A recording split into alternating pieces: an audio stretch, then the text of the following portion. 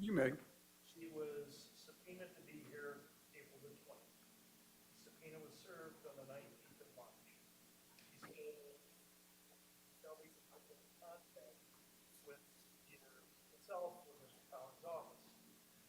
So last Wednesday, 4 or 5 days ago, she calls. And at that point, I told her, I said, Miss Stanford, we're going to need you as a witness last Friday at 10:30, thinking that the state of Ohio would be finished and we would be in our case in chief. Well, when that was very apparent that that wasn't going to happen, on Thursday night, I called and left a voicemail on the number that she called me on. And I told her, I said, don't come Friday because we're not going to get to you. Couldn't. Instead, come Monday morning at 10:30. Didn't hear from her after that. Last night, I get a text message almost at 10 o'clock at night. I'm already asleep. I'm in bed. Look at it this morning. The essence of the text message was that her husband, Donnie, I do know that she's married to Donnie, has surgery today, and she was unable to come. And so those are the facts as I know them. Your Honor, she's been given a number of opportunities to appear. She's been unreliable as far as honoring the subpoenas and the phone calls and the attempts to contact her. And if there's ever an unavailable witness, unreliable witness, it's Ms. Stanford. Now, probably before this case started, when we got indications that she was not going to honor the subpoena, I put a draft together of a motion in the event that she didn't appear, so that everyone was on notice that we considered her to be unavailable if she didn't honor the subpoena. That was distributed to the court, got a copy, prosecution got a copy. It cited the case law, it cited the rules of evidence that define what unavailability is in witnesses. It also cites a case law that allows a witness's prior testimony that's under oath, subject to cross-examination, to be admitted. We're now in the position that we want to start our case. And the first witness that we're going to call, we want to call, is Sheila Stanford. She's not here. You know, the state of Ohio had a robust attempt to cross-examine her the first time, and obviously the rules permit the reading of that transcript, both from the defense lawyer as well as the prosecution, and the jurors can make their determination based on that transcript. In addition, Your Honor, so the record's clear, we've been making the government aware each and every step. On April the 20th, we indicated that she did not show up for her subpoena. They asked, would you verify that in fact she was subpoenaed for the April 20th? We verified that to them. In addition, we've had our private investigators going out. We have 2 addresses for her. They are neither looks habitable right now. So she was served. When Mr. Golder said it was tape recorded, and she was told on the tape recording, you must appear on April the 20th. Each and every step that we've had, we've kept them aware as well as the court. That's why the court issued a warrant, because we had had no contact with her at any time prior to the court issuing the warrant. So that's the full, complete picture, and we've been keeping them updated each and every time. Can you check the jail computer to see if she's been arrested on my warrant? Just one thing, Your Honor. I'm not disputing that this wasn't discussed earlier, but at the time, what happened, my understanding is what was relayed to us was they had no contact with her. They'd gone out to the house, they looked for her, and under those circumstances, you know, it sounded like maybe she was going to be unavailable because nobody knew or heard anything from her. Things have changed, okay? We stated the unavailability, Judge. We think that the appropriate thing would be to issue a warrant for her arrest. That was done a week ago. I understand. But since then, there's been contact from her to defense counsel, either via just as recently as last night by text. So, and I asked back when this came up today, first we heard about the text was today, is that, well, did you mention to her, hey, there's a warrant for you, you better get down here. Nothing's been, and I understand it's by text, but I don't know if another text was sent back, whether there was any other communications from the defense, or or whether they just read the text. I don't know if there's been any other communication. But it certainly appears that the witness has been in contact with the defense. I understand that the text said something about her husband having surgery or something along those lines, but that doesn't fall with unavailability. Is she here today? I don't know. I've not seen the text, but according to what counsel has relayed to the court and to us, this is that she did respond last night at 10:30, obviously in regard to whether or not she showed up today. So they do have a valid text. She is responding to them, and she gave an excuse as to some type of medical procedure for her husband. So it didn't sound like to me she wasn't going to show up but for that, or she was going to show up but for that. So I don't believe under the rules and the case law, that would constitute as unavailability, especially when they've been in contact with her. Don't know why she wasn't here. I've not seen the text. I can Don't show you the understand. text, Mr. Well, I Schwartz. believe you. Don't speak over each other. No, I'm not saying that the text is, but what you just relayed to us was, she indicated that there was some type of medical issue going on. So is she available tomorrow? We don't know. I don't know if the defense has tried to respond to her text from 10:30 last night. We've checked the jail records and she has not been picked up on my warrant. And at the first trial, did you have an opportunity to fully cross-examine her? We did, she did testify, and there was cross-examination done on her, so there was a cross. And you have a copy of the certified transcript? I do, I was just, Okay. if I could. I'm going to declare unavailable, and do you need to rest in front of the jury? I allow you to. I mean, that's good to take.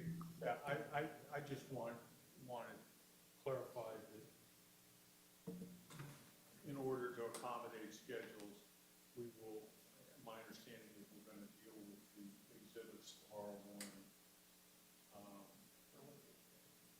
Either later today or Wednesday, you know.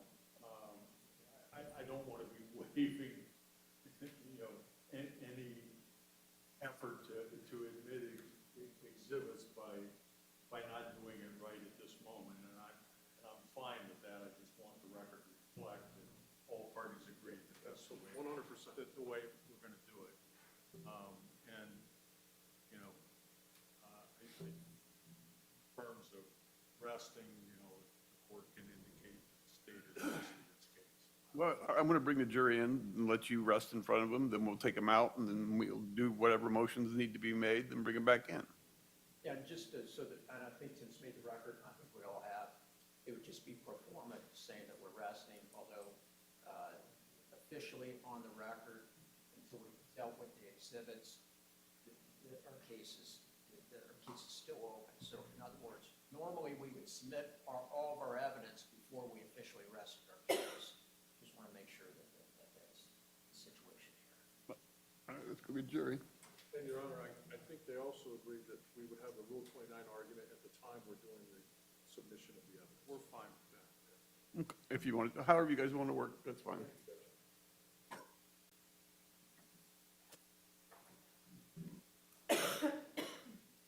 So you guys just want to move then in your case in chief? Yeah, give him the opportunity to rest.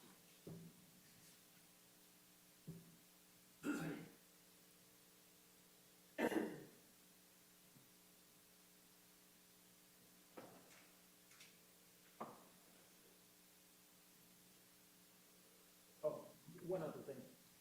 I think that we discussed, was put on the record, as to the unavailability of the witness, that she was subpoenaed,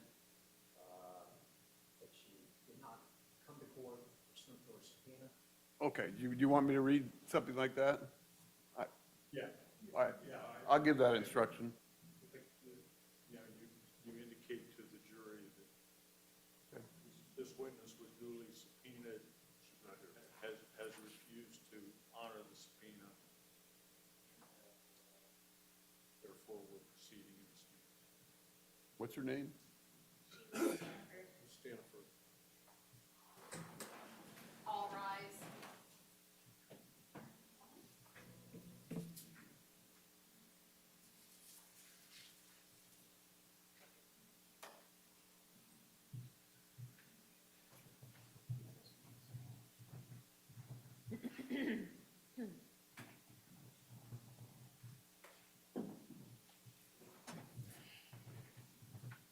can have a seat.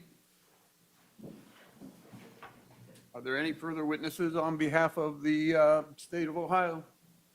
No, Your Honor, we rest our case. And subject to the admission of the exhibits, we're now going to proceed in the defendant's case in chief. And the next witness is a Miss Stanford. She's been properly and duly served with the subpoena, and she has elected not to adhere to that subpoena. So at a prior hearing, she was previously testified as a witness. How do you wish to proceed? It's my understanding, Your Honor, we're going to have someone up in the chair. They have a certified copy, Mr. Schroy does and Mr.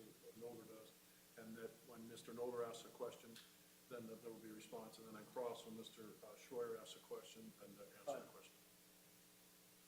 No. May we approach? I can do both if you don't want to do yours. So you don't want to do yours? May we approach? Yeah, I don't know, will I?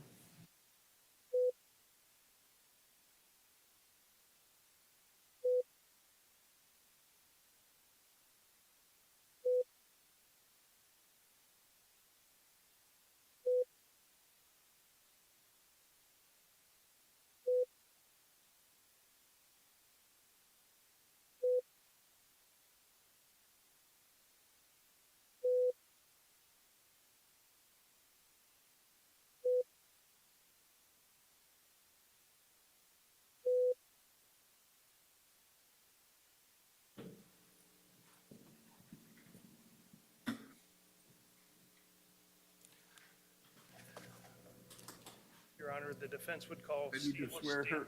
do I need to? All right, can you raise your right hand? Do you solemnly swear affirm under penalty of perjury your testimony in this case will be the truth, the whole truth, nothing but the truth? I do. Have a seat. Pull yourself up close to the microphone. And you may inquire. Thank you, Your Honor. Please state your name for the record and spell your last name for the court reporter, please. Sheila Stanford, Staniford. And Ms. Stanford, can you tell us where you lived on December the 4th of 2020? 4015 Estates Place, Columbus, Ohio, 43224. You still live there? No. How long ago did you move? It will be going on 3 years come this Thanksgiving. Okay. A little over 2.5. So you lived there about 11 months after December 4? Yeah, but prior to that, I lived there like 10 or 11 years. Okay. Can you tell us if you remember anything unusual happening on December the 4th of 2020? Well, yeah, I was going to a funeral, but I saw some cars out there and Let's talk about the funeral first. Where was the funeral? the funeral was on 161 at the Newcomers. Okay, that was the funeral home? Yeah, All right. And who did you attend the funeral with? my husband, What's his name? Donnie Staniford, How long have you been married to Donnie? 35 years. And is he currently employed? No, he is disabled. Okay, what's his disability? Cancer? Is he suffering from cancer now? Yes, he still has cancer. And so you went to a funeral with your husband Donnie, and I think you said the funeral home was on 161, is that right? Yeah, it was a good friend of ours. His mom passed away. Okay. And did you go to the gravesite? No. Just calling hours? Yeah. What did you do after you finished going to the calling hours? We stopped at Walford Market to get some lottery. Did you say Walford Market? Yeah, Where's that located? right on Walford Street in between Sale and Ferris. Okay. How far is that from where you lived at the time? And that would be 4015 Estates Place. How long would it take you to get from Walford? In the car, maybe 2 minutes, 3 minutes. Okay. And you stopped there to get lottery tickets? Yeah, Did you go inside to get lottery tickets? I didn't. Donnie did. Who was driving? Donnie was driving. So Donnie dropped you off, you went in and got tickets? Donnie went in and got lottery. I just stayed in the car. Okay. So what happened after the lottery tickets were purchased? We were going down the street and What street? Case. Does Walford intersect with Case? Yes, it dead ends by Estates Place. Okay. Well, there's apartments right there, but yeah, we drove down there and then we saw somebody outside there. That's when things were going on. We didn't know who it was. We just heard when we turned the corner to put his gun down. So if you're on Case, what direction are you turning onto Estates Place? There's only one way you can go, right. Turn right. Uh-huh. And I live 2 houses after that. Okay. And what side of the street is after you made your right-hand turn onto Estates Place, what side of the street are you on? The left side. All right. So Donnie is driving. Uh-huh. And what do you see as you're turning onto Estates Place? We see someone. I just saw someone in the yard yelling at them.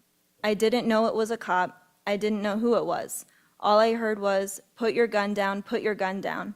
And when I was like, Donnie, stop, look what's going on. And Donnie's like, wait.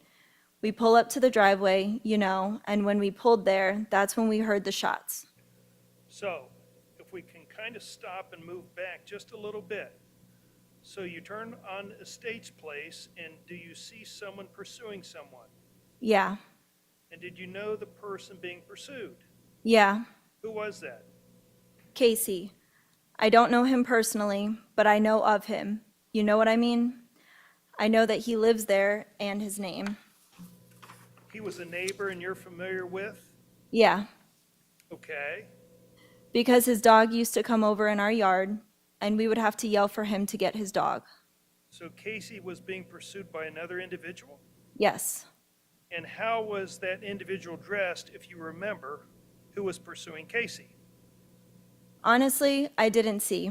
It was so quick. You know what I mean? We were going in the car and it happened so fast. It just happened so fast, honestly. I thought he was in tan. I don't know. I can't be 100% on it, but I do know who I saw. I saw Casey, but we didn't know what was going on. Because prior to that, when we heard that, someone came running out the front door and said, Grandma, Grandma, I think Casey's been shot. So we didn't know what to think. If it was a home invasion, you know what I mean? There was so much stuff going on, we didn't know. So, I know that.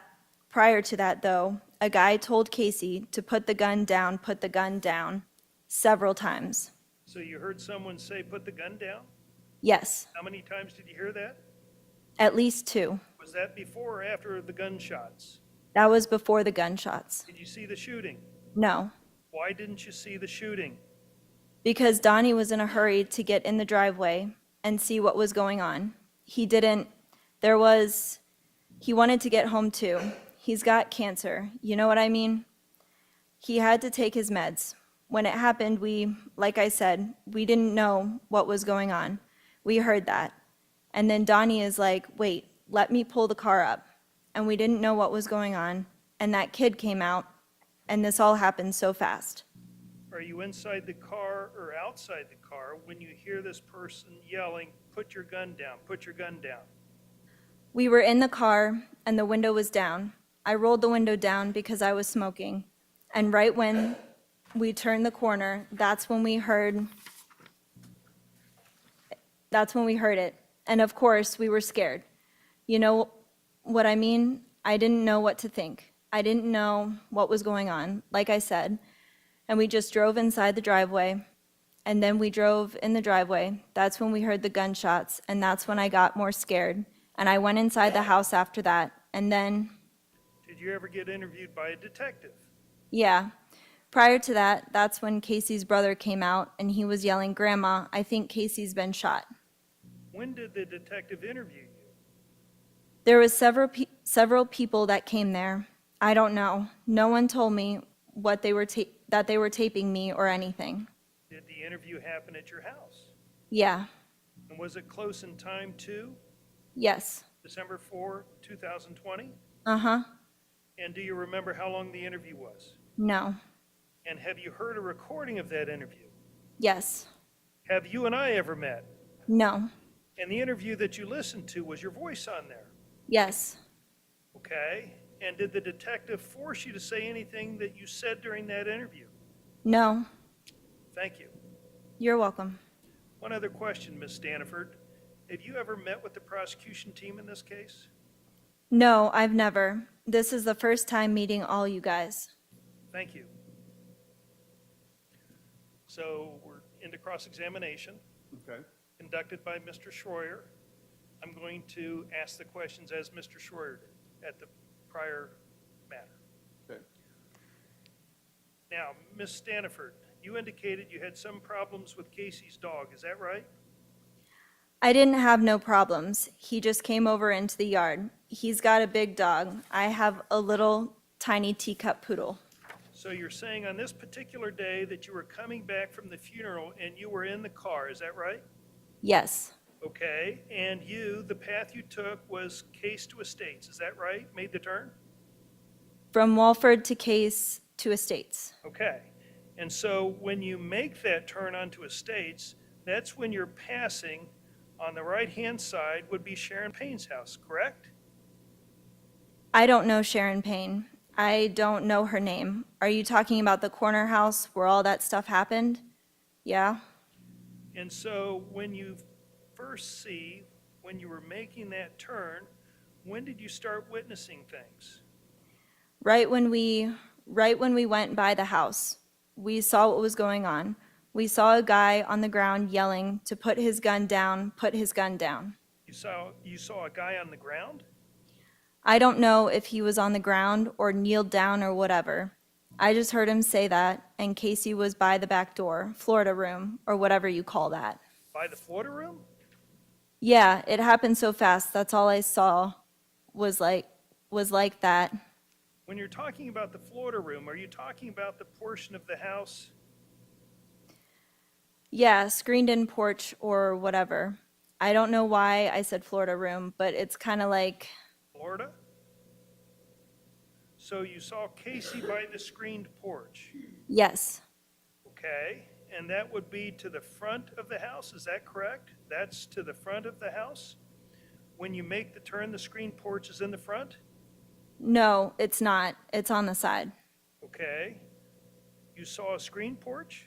Yeah, there is no screen porch on the front. It's on the side on Case. The front of the house is on Estates. And where did you see this man that you claim he was on the ground? I don't know if he was on the ground. I mean, when I saw him, I looked to the ground over there. I heard him yell. I honestly can't say that he was on the ground. I don't know.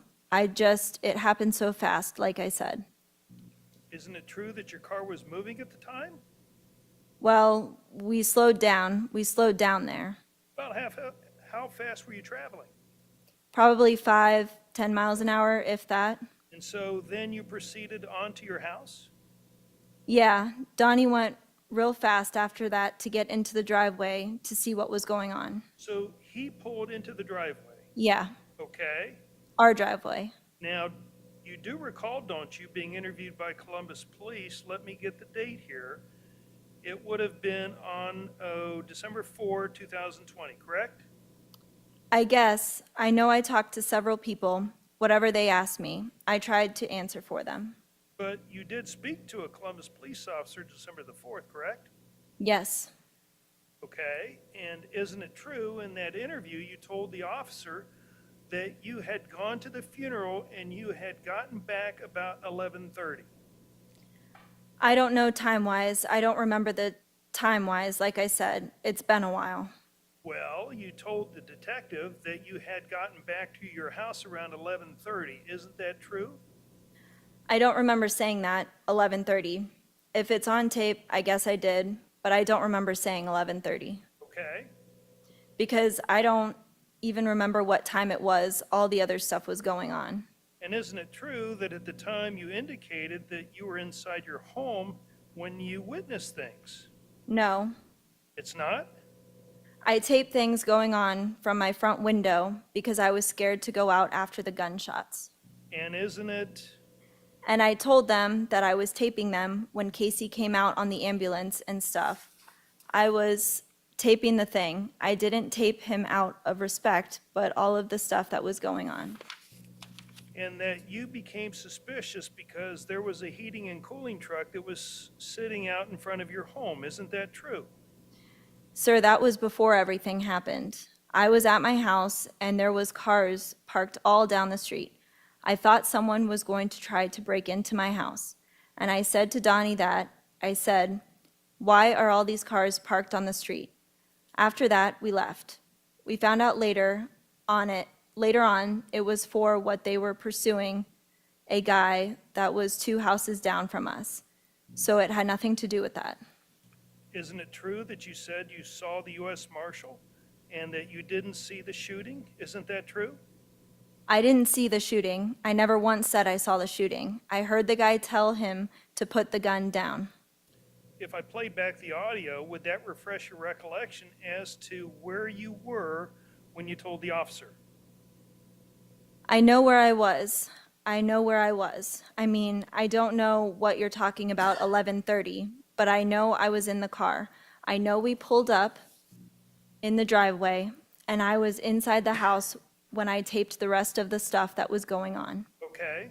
because I was scared to go outside. So to refresh your recollection, if I played the audio that you said that you got home at 11:30, would that refresh your recollection? If I said 11:30, I mean, I don't know what you're trying to get at, what happened at 11:30. I just know what I saw.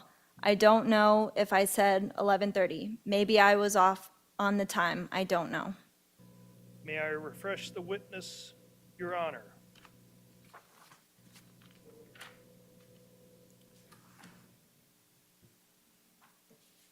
We're on page 774.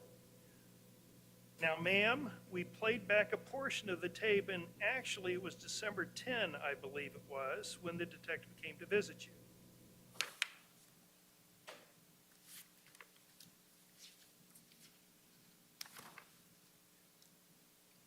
I apologize. What page are you on? 774. 774. Yep. Okay. Like I said, there's been several. I didn't know the date and times. Okay, and at that time, did you, when you listened to the tape, that was your voice on the tape, Yes. is that correct? Yes, it was. And it was at the time after listening to it, you did state to the detective that you did get home around 11:30. Around. Yes, I said around. And that's what you said to them back then, Yeah. correct? And you were home, right? Like I said, I don't remember the time. I heard it there. I might have got the times wrong. I don't know. I don't know what time it was actually. I'm just saying I did say that on the tape, 11:30, around 11:30. I don't know what time it was. So much happened. His mom passed away. You know what I mean? Everything was going on. And you said that there was a heating and cooling truck sitting in front of your house? Yeah, I remember now about the heating and cooling truck. There was a heating and cooling that was blocking. After we turned the corner, there was a heating and cooling kind of blocking that house there. You could still see at the corner there, but you couldn't see much. There was a heating and cooling. We didn't know who the heating and cooling was, truck, but it was a heating and cooling had been sitting on there. And you stated then, that's why I was looking out the window, correct?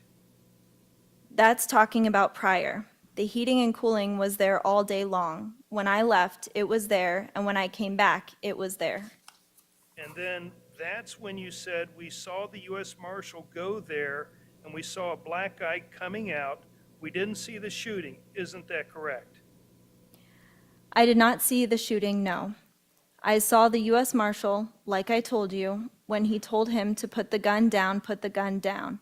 And I saw a black man come out the door saying, "Grandma, I think they shot Casey."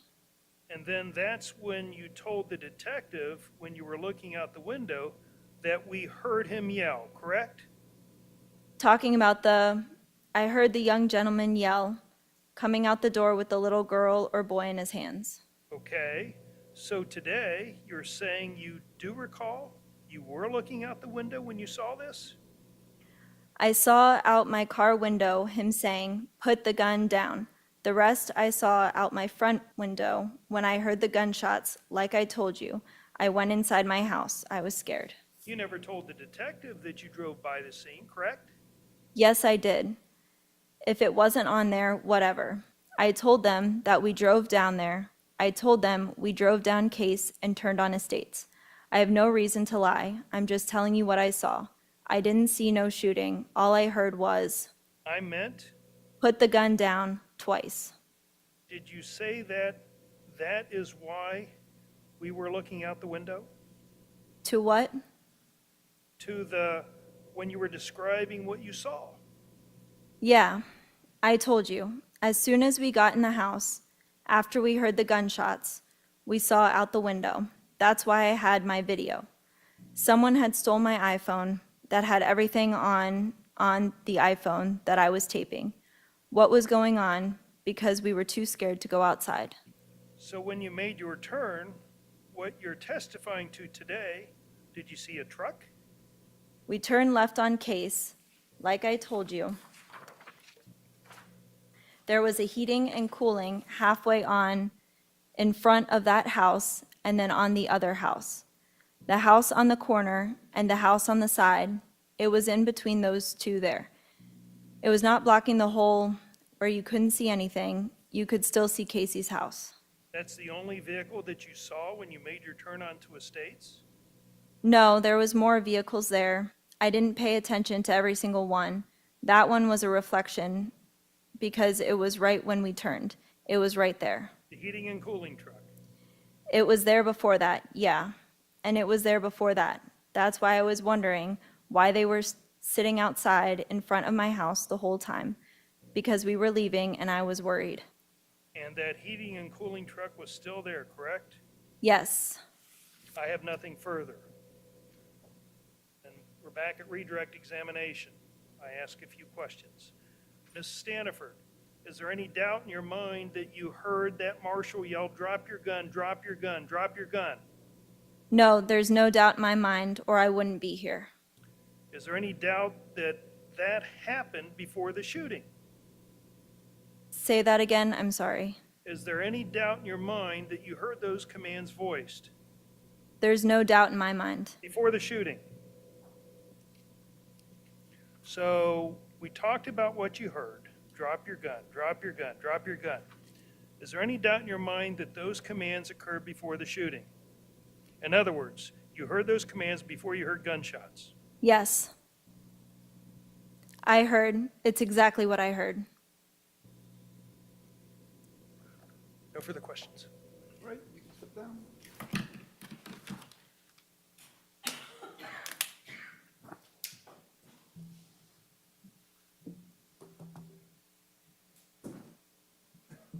May we call our next witness, Your Honor? You may.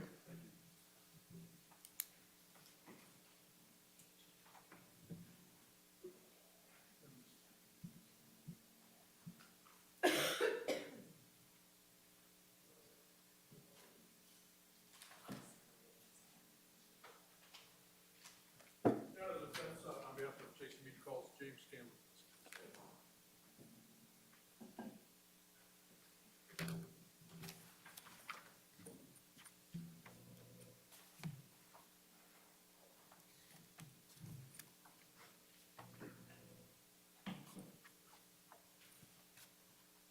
There's a little maze in order to get up here.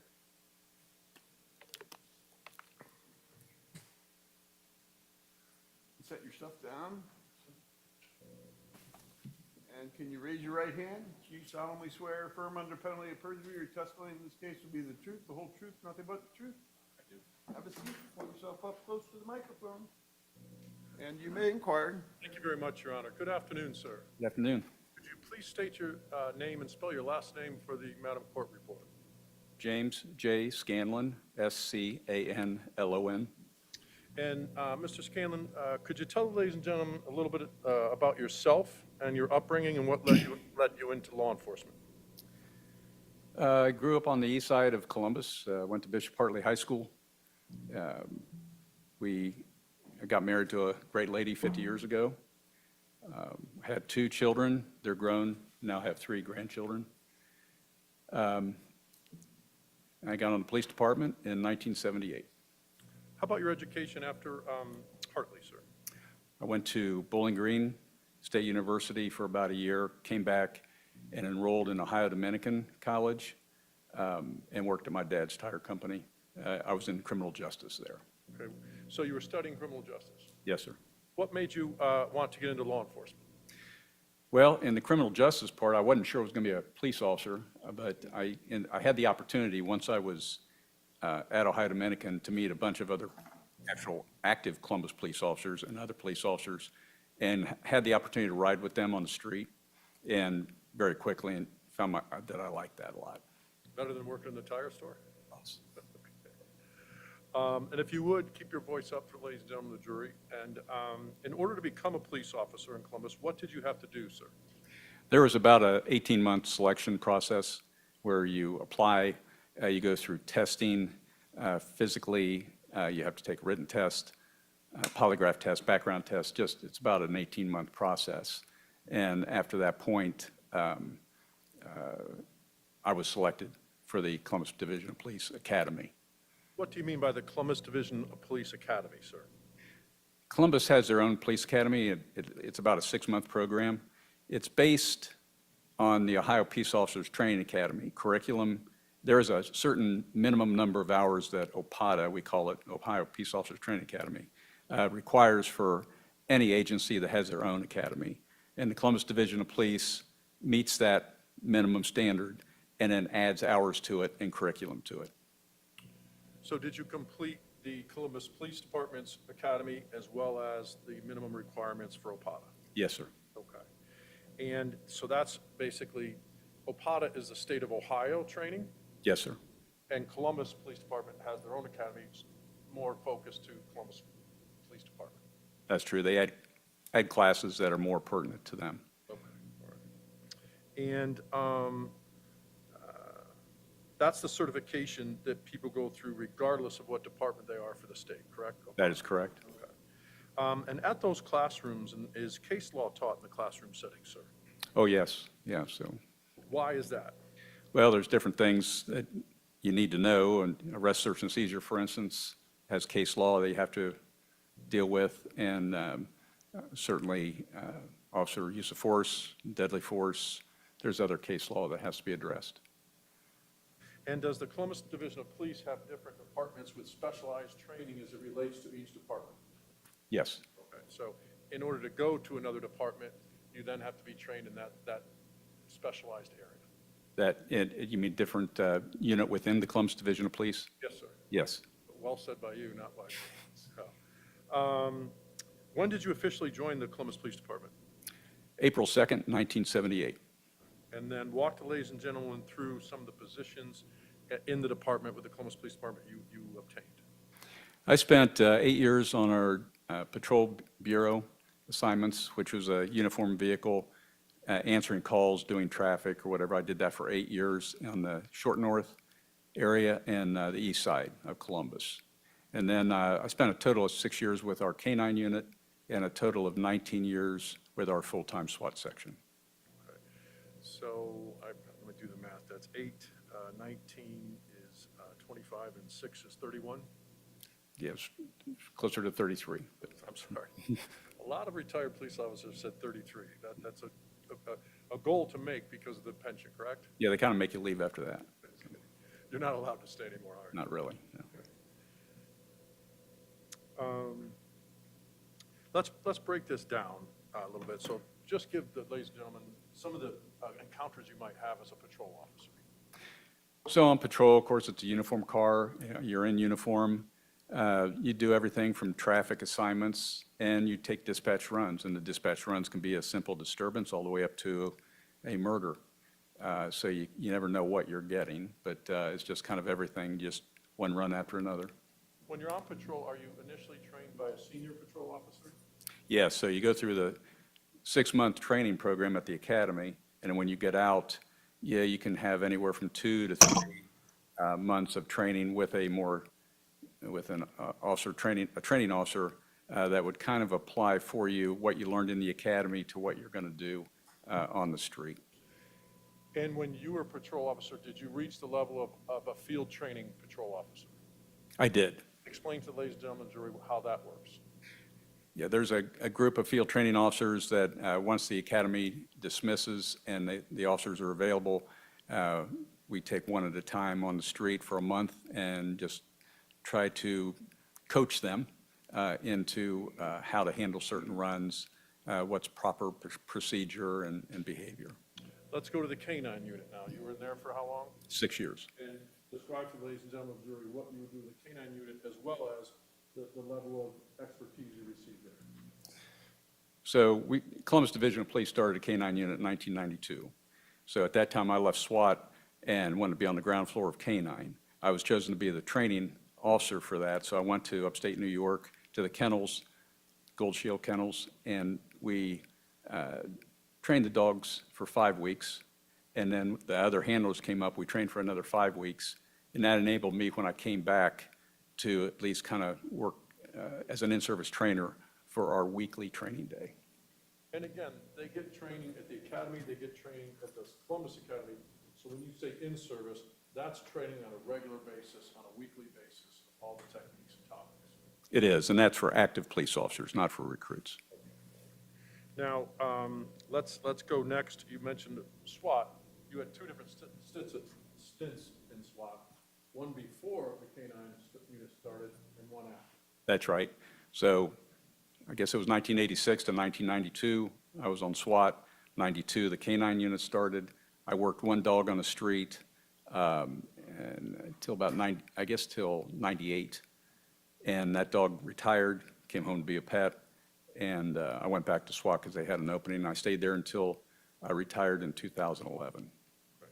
Now, let's talk again. In SWAT, you started at SWAT. What describe for the ladies and gentlemen of the jury the levels of expertise you reached in SWAT? Well, it's a pretty intense 6-month program, and you deal with response to a number of different high-risk situations, hostage barricade situations, robbery stakeouts, dignitary protection, high-risk search warrants, high-risk arrest warrants, and those kind of things. And in SWAT, is SWAT, the Columbus Police Department, made up of other agencies on the Columbus Police Department SWAT team? No, they choose from within the Columbus Division of Police, the people within SWAT. And when on the SWAT team, you were a leader, correct? I was assistant team leader for a number of years. And then would you work with other agencies when you were involved in the SWAT, on the SWAT team? Yeah, we did. It was very common to work with agencies throughout central Ohio and throughout Ohio itself, all of Ohio. And would you train with other SWAT agencies or different areas of the state or the country? Yes, we did that often. And again, that common sense, everyday training continually occurred, correct? We were constantly training. We always had training days per month. We'd have training weeks per year. We would always be looking for new ways to do tactical situations.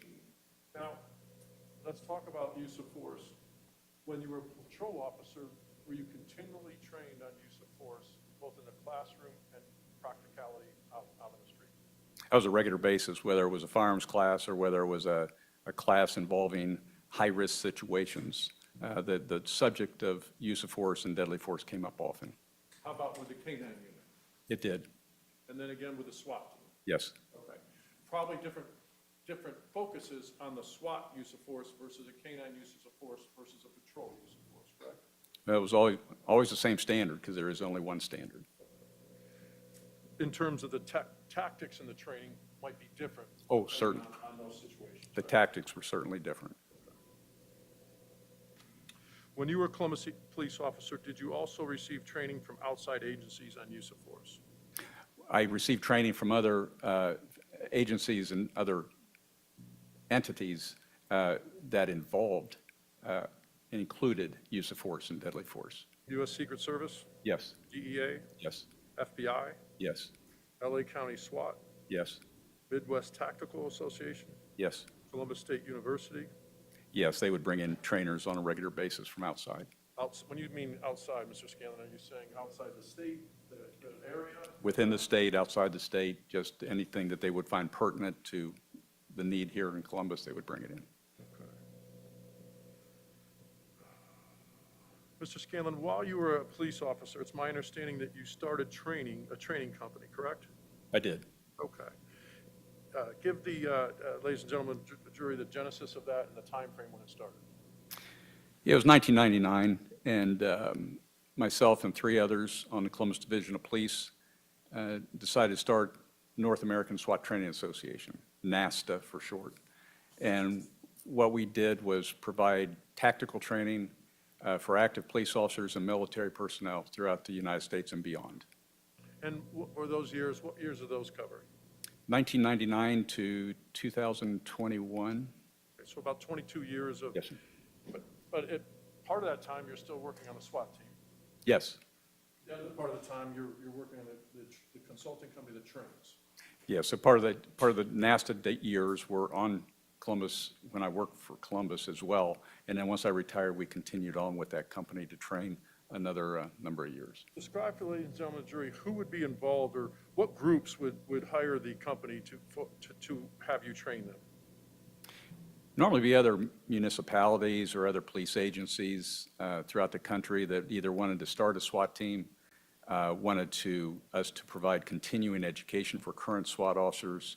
The first several years, what we did is travel the country and train agencies in response to active threat and active shooter.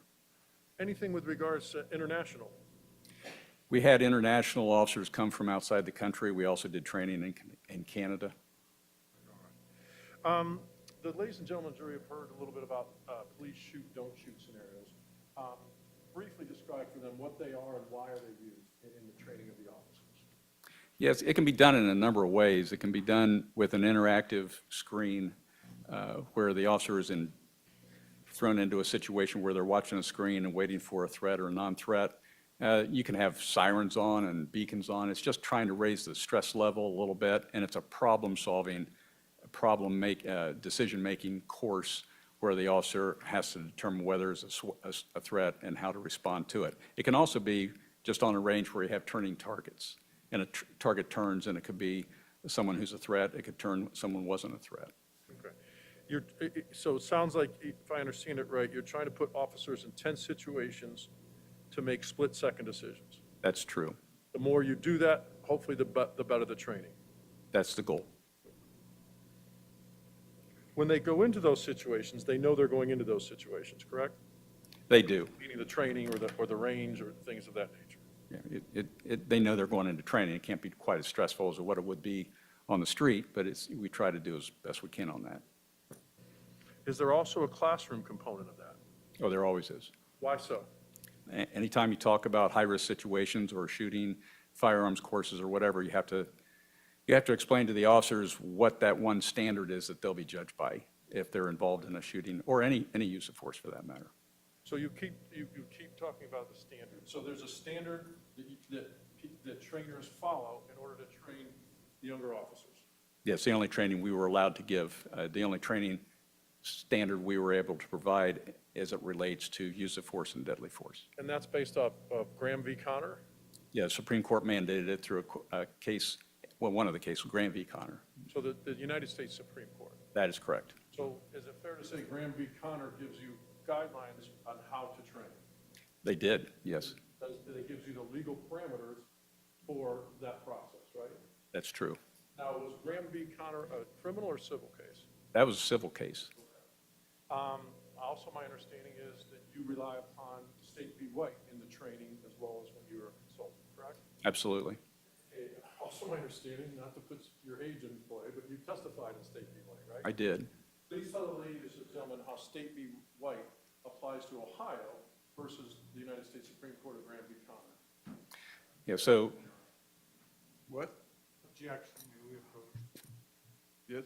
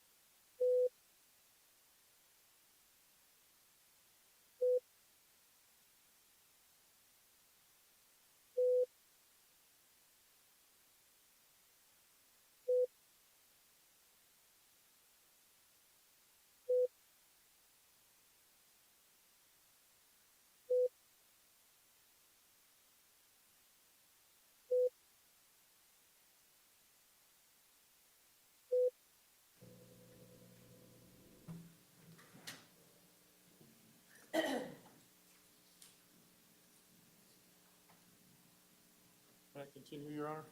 You may continue. I think the question was, and Carmen, if you'll correct me if I'm wrong, can you explain to the ladies and gentlemen of the jury of how a United States Supreme Court case, Graham v. Connor, relates to State v. Ohio in the state of Ohio? So Graham v. Connor was based on a civil case, and this State v. White was a criminal case involving a police use of force.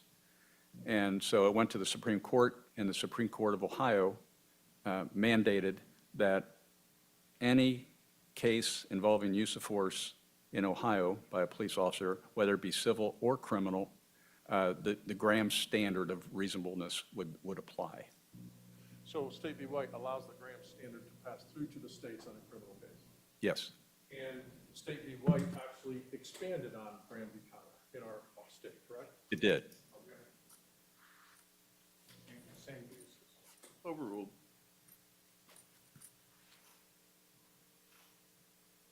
Have you assisted other police agencies in starting tactical teams or in training their teams? I have.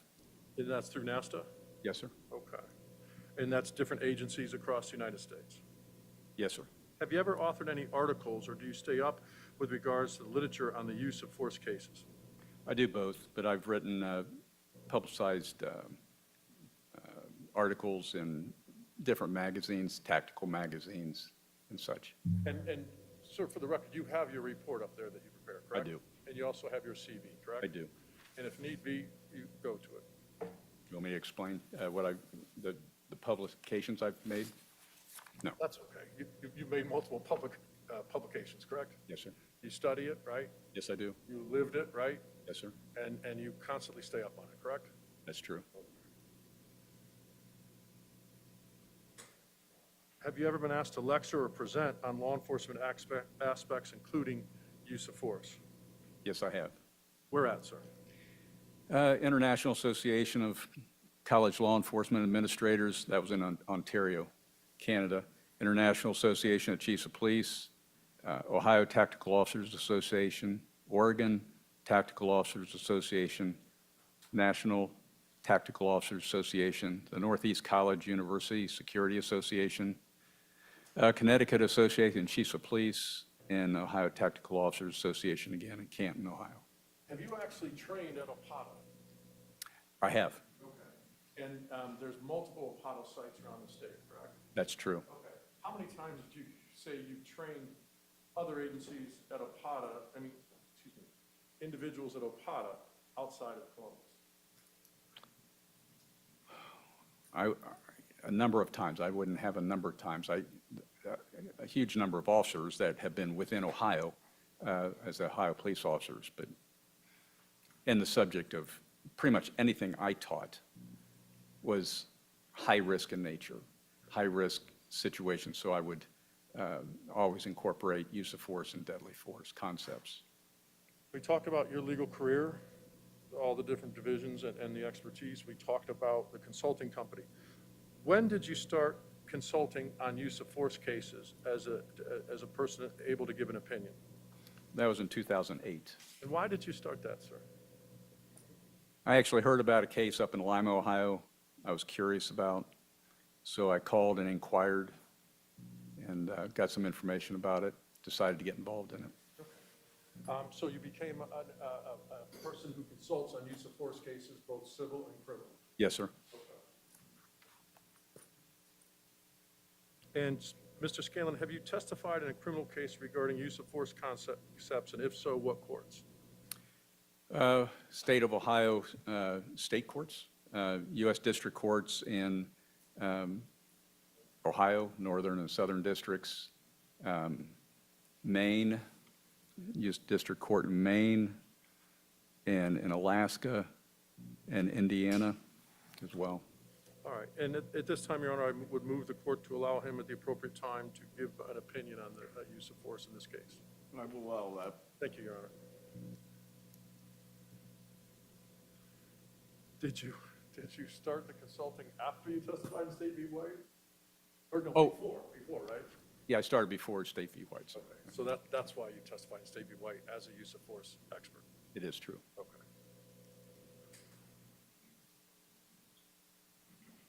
Now, those two cases, Graham and State v. White, how do you use those with regards to your analysis on a use of force case? Well, I'm mandated by those court decisions to apply the objective reasonableness standard to every case I look at. And so that's what I use, both the Supreme Court, Graham v. Connor, and as it was expanded to State v. White. And is it fair to say that they put up some guardrails on what your analysis must be focused on? That's true. Okay. No hindsight 2020, That's true. the information only that the officer observed during the interaction with the individual? Yes, sir. Okay. Nothing before that? No, I can't consider anything prior to that initial contact with the subject. Why so? Well, the courts have said I can't.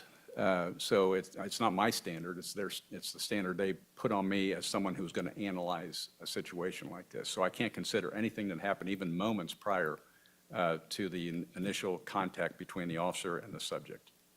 Is it fair to say because the officer wouldn't know that? Officer would have no idea about that. Then the hindsight 2020, is that something that you're precluded from using as well in your analysis? Right, I can go through materials that might indicate what happened afterwards, but I'm not allowed to use that in my analysis. Once that use of force is completed, I'm not allowed to consider what was found out or what happened after that moment the use of force was used. So, ladies and gentlemen, I've heard this a little bit. So the Graham standard is reasonableness based on the eyes of a reasonable police officer in that officer's shoes based on the totality of the circumstance. That is true. Okay. So the analysis is from the perspective of what the officer perceived at the time. Exactly. Is it from the perspective of the individual involved? No, again, the courts have forbidden us to even consider the perspective of the subject involved. Because the officer would have to be a mind reader for anything before, You can't know what that perspective would be. or what the person was thinking. No, that's why it's precluded. We're not allowed to use it. Sir, do you have a process by which you follow when you know that you might be involved in a police officer shooting case? Yeah, it normally starts when an attorney would call and ask me to consider taking a case. I don't take many, but I will ask that attorney to send me just a preliminary amount of information. It could be body cam video and a statement or just minimal stuff. And so I have to view that, even though it's preliminary information and just a little bit of information, I have to view that through the eyes of a reasonable officer at the scene. I have to look at it through all the standards that Graham, the Supreme Court sent down, U.S. Supreme Court and the state. And then I have to kind of evaluate that and decide, might I take this case? Now, I don't take close call cases, so I really turn down probably 2/3 of what I'm asked to consider. I'll call the attorney back, whether it's attorney or prosecutor, and I'll call them back and say, well, I think I can help you on this, or I can't, for whatever reason. And if I say I can, then I'll ask them to send me everything else in evidence, all the discovery, and I will start that process over again, looking at it through the U.S. Supreme Court mandate and the state of Ohio. Now, if you reach a conclusion, if you can't work with them, does that mean that you believe that the use of force was not proper? No, I've looked at it on both sides, and where either the defense attorney, I thought had a good case, but for one reason or another, I just didn't want to get involved in it, or the prosecutor had probably a decent case, but I just didn't want to get involved in it, because I have that choice. And so I don't take close call cases, so it's my decision to do it. And if you believe that the use of force was not reasonable, do you tell the parties that? Oh, yes. Have I asked you to review use of force cases before? Oh, yes. Have you told me I'm not, that use of force? Overruled, just, Have you told me, no, it's not a good use of force, you can't use it? Well, yeah, I tell you, I just don't want to get involved in it for one reason or another, yeah. And that's happened often. And have you told me on cases that's not a good use of force? Oh, I have done that, yes. Many times, correct? I have.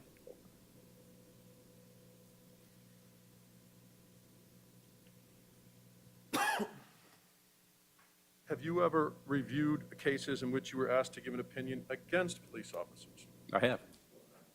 Have you done the same analysis that you just, the same contextual analysis on those types of cases as well? Yes, sir. And have you made your thoughts known to the party who requested? Have you been requested those types of analysis from prosecutors? I have. Have you been requested those types of analysis from defense attorneys? Yes, sir. Let's go to the civil world, plaintiff and defense, both as well, right? Yes, sir. Okay. Have you ever volunteered to work with the prosecution in giving an opinion against an officer? I have.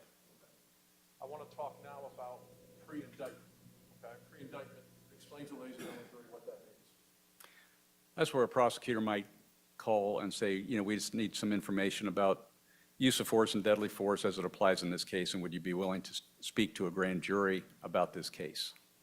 Have you done that on behalf of a request from prosecutors in the state of Ohio? I have. And have you given that, telling them, hey, this is not a good use of force, here's why? Yes. Okay. And have you prepared reports, both for saying that officers, yes, were justified as it was reasonable, right? Yes. Have you also prepared reports that said the use of force was not reasonable Yes. in criminal cases? Yes. Now, those didn't make it to court, but Because potentially pleas or things of that nature. I have no idea, but Have you testified on behalf of officers in criminal cases? I have.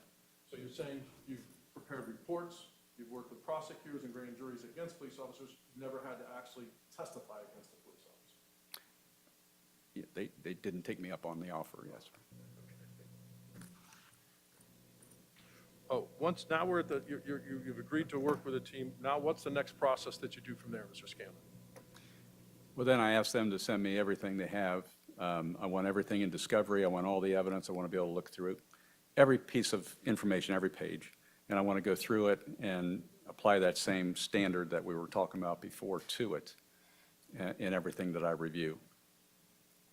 And is that the process that you filed in this case? It is. And what materials did you receive, or what information, if you want to just list it, but some of them, the jury has seen the amounts here. You'd agree that it was a large amount, correct? Well, it was well over 100 items. But, yeah, so, everything from the initial preliminary investigative packet to information summaries, all the interviews, all the canvases throughout the neighborhood, body-worn camera, video, evidence collection, and on. Now, when you're in that process, when you receive a statement from a police officer, do you use that statement to see if it holds up, so to speak, versus all the other evidence that you've seen? Oh, yeah, I take that statement or interview or whatever we have, and I try to compare it for consistencies and inconsistencies throughout all the other evidence involved in the case. Were you able to reach an opinion in this case? I was. And can you briefly describe that opinion to the ladies and gentlemen of the jury? Yeah, in my opinion, the actions of Deputy Meade were objectively reasonable and consistent with state and national police standards and training. So let's break that down, okay? So the reasonableness is made up of a couple components, right? Yes, Mainly the Graham and White factors. that's true. Severity of the crime, Yes, sir. immediacy of the threat, Yes, sir. and whether the subject was actively attempting to resist or evade law enforcement, right? That's true. Those are the basics in those concepts we've talked about. Right. Did you apply those factors here? I did. White gave us more factors. What are the additional factors that White put into play in the state of Ohio? Well, some of them were, one of them involved the fact that an officer can be mistaken in a perceived threat as to a perceived threat and still be justified if the actions of the officer were reasonable. They also added some factors, I think, involving, such as being, if a situation happens at night during darkness, the size of the individual might play into it, and into that perceived fear or whatever. So there are several different factors involved there. What does it mean, sir, when you say, and it says, could a reasonable officer have believed the need for the use of force if put in the shoes of Officer Meade on that day and under the totality of the circumstances at that time? Yeah, it means you have to digest everything that happened from the initial contact and viewing of Mr. Goodson by Deputy Meade at the corner of Carl and Ferris. It starts there. And everything that happened from that point up to the time there was a use of force. And then after reviewing that within the parameters of Graham v. Connor and State v. White, is it reasonable, would a reasonable officer find that use of force reasonable? The belief of the need to use the force. The belief, yeah, is there probable cause to believe there was actually a need for that to happen? Not if that individual officer would have, but whether or not a reasonable officer could believe the need to use it. That's right. Now, the jurors have heard a little bit about this, but let's go over some threat terms and police concepts, okay? Okay. Can you walk them through an actual or a reasonable perceived threat? An actual threat, versus a reasonable perceived threat. An actual threat would be obviously maybe somebody coming up with a gun on you, and a reasonably perceived threat might be somebody who's pulling their hand out of their pocket and coming up and presenting the hand as if it has a gun in it, but maybe it's something other than a gun. That'd be reasonably perceived. And there's different variations between a known threat versus an unknown threat, correct? Yes. And walk the ladies and gentlemen between imminent and not imminent. I mean, imminent is quick, right? Yeah, imminent is immediate. It's an immediate threat. That threat is there and you must react immediately. A non-imminent threat might be someone standing with a knife yelling at you at 50 feet away. That's not so imminent. How about a non-lethal threat versus a lethal threat? Yeah, so a lethal threat, again, would be somebody in close proximity to you with a knife or a gun. A non-lethal threat would be maybe someone coming at you with balled-up fists. Let's talk about when reasonable officers are trained. They are trained. What does action faster than a reaction mean, Mr. Scanlon? Action beats reaction is the action of a subject is faster than the reaction of an officer to that action. It's a reality that we deal with. Would you train on that? Oh, yes, all the time. And was there a term that was used to try to help slow down the action versus the reaction? Well, yeah, we used a training model called the OODA loop. And it's an acronym. It starts with the first O is to observe the actions of somebody. And then the second O is orient yourself to that observation. And then you got to decide on an act, you have to decide what you're going to do about that activity. And then the last part is to act upon that. And so you then go back to the beginning and observe how your action either helped or didn't help that situation. And you go through it. It takes time to go through it. So you're always playing catch up to a subject's actions. The best way I could probably explain it to you is if you drove into court today and you're on the road and someone in front of you brakes hard, you have to observe that. Then you have to orient yourself to that. Is that a problem for you or is it not? Are you far enough back? It's just take your foot off the gas. Or if you're closer, you have to hit the brakes or swerve. But you have to orient yourself to it. Then you have to decide on an action. Is it going to be hitting the brakes or is it going to be to swerve? And then you get to the action. You actually do that. And you go back to observe. How did that help you? Do you have to do something else? The whole point is it takes time to get through it because action beats reaction to it. So does the training over and over in that process allow the officers to get through the loop That is faster and more efficiently? Yes, that is the purpose of training, to get through that loop faster, because when we're talking about the brakes hitting hard, that's one thing for a civilian, but an officer in a life-threatening situation, well, it's life-threatening, and so they have to get through that loop faster.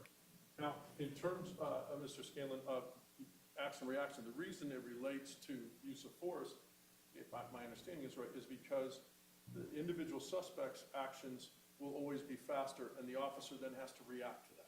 That's right, and it just takes time. So the training is to cut down the reaction time. Exactly right. The more trained you are, probably the faster you can get through OODA and react. That is true. And our officers trained, did you train officers to be proactive and to anticipate things? Yeah, in training, we try to get officers from the academy on in other training, but we try to get them to expect the unexpected And we also get them to do what we call play the what-if game. What does that mean, sir? Officers are always trying to run through their brain different possibilities that might happen to them. And if you do that and you run it through your brain once, you're going to react to it better the second time it happens to you actually on the street. So take, for instance, when an officer is in a cruiser and they're pulling over somebody for a traffic offense. They play the what-if game. What if that person gets out of the car and starts charging at their cruiser before they can get out of the cruiser? What if that person draws a gun on them as they're at the bumper of their car?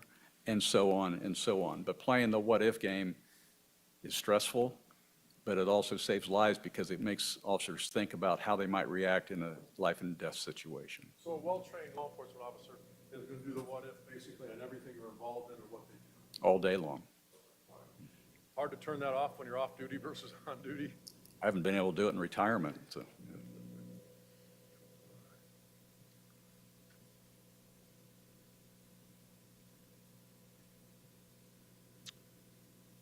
And have you reviewed the training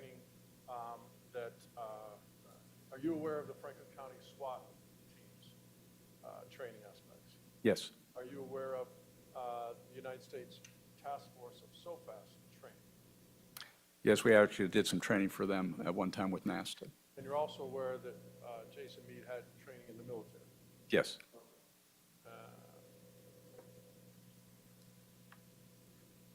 Is a person with a gun in their hand a threat? yes. Why? Potential to kill you or seriously injure you, so it's a threat.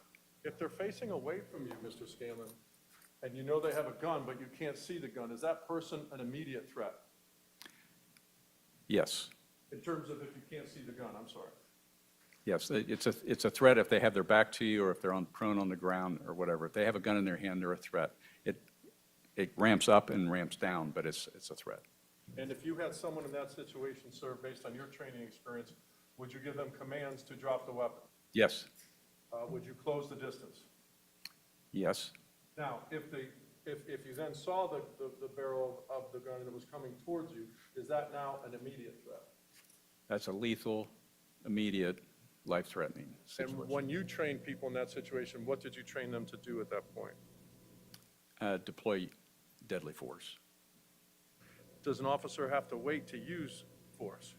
Now, the courts are clear on that. If you wait, you die. And the courts have recognized that officers are thrown into making split-second decisions in very volatile and chaotic circumstances, and they don't have to wait for someone to turn all the way or shoot at them. Where are they taught to aim when they perceive an imminent lethal threat? Center mass, center torso. It's just a higher probability shot. And what are they trained to do? Shoot until the threat is gone, Till the threat is stopped? stopped. And is that trained at the shoot, don't shoot scenarios? Yes. Sometimes you think a threat's done, does it occur again? Well, it can go up and down, so the threat may be resolved and then come back up. If someone goes down on the ground, it doesn't mean they're no longer a threat.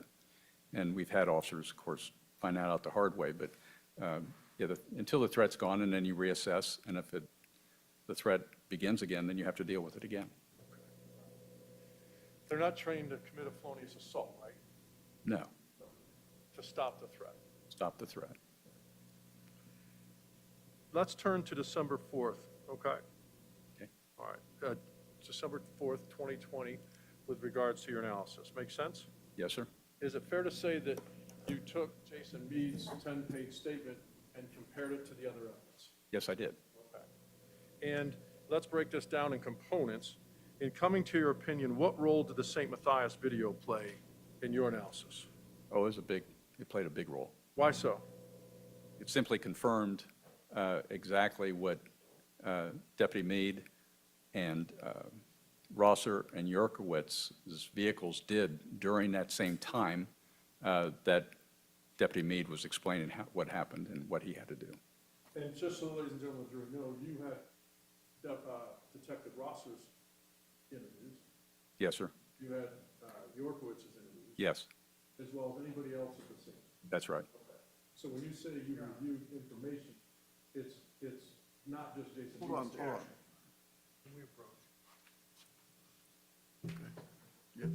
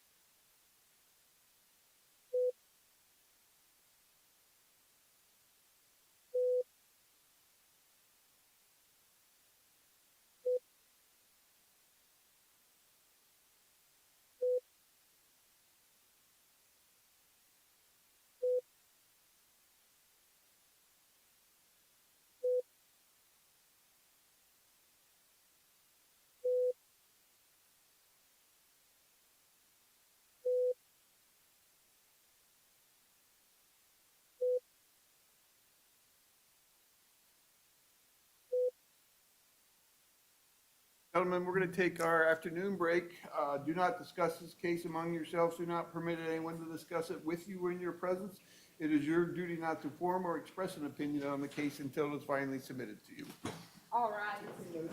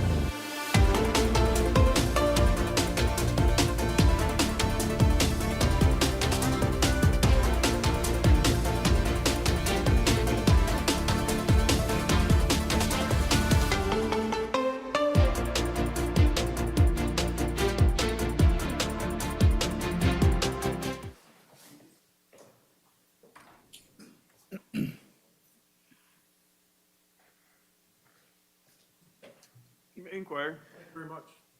Mr. Scanlon, back on the record, I think where we left off, we were talking about you taking Mr. Meade's statement and the video, as well as the other interviews of people who were at that intersection, right? Yes, I considered all of that in conjunction. Pair them together. I did. You're looking for consistencies and inconsistencies? That's correct. The positioning of the cars, was that consistent with Mr. Meade's statement? Yes, The U-turn, yes, the conversation, or the brief interaction between Rosser and Jason. yes, Rosser doing a U-turn. yes. You're not saying that what Jason observed there, you can't say that that's true because you weren't there, right? That's right. I used corroborating evidence. So with regards to, there were also inconsistencies between that statement and the video and what the other said, right? Yes, In terms of, you see Mr. Goodson's car coming down and slowing to take a turn, not stopping to take the left. that's correct. But slowing to let the opposite direction traffic go. Yeah, northbound traffic. And based on what Mr. Meade said in his statement as to what he saw, was it reasonable, the actions he took after that? Yes, Why so? based on what was in his statement. You have his statement. Yes, Based on his statement, he said someone was waving a gun or pointing a gun, right? yes, The actions that you saw in the videotape, were those reasonable based on what he says he saw in the statement? yes, absolutely. And with regards to,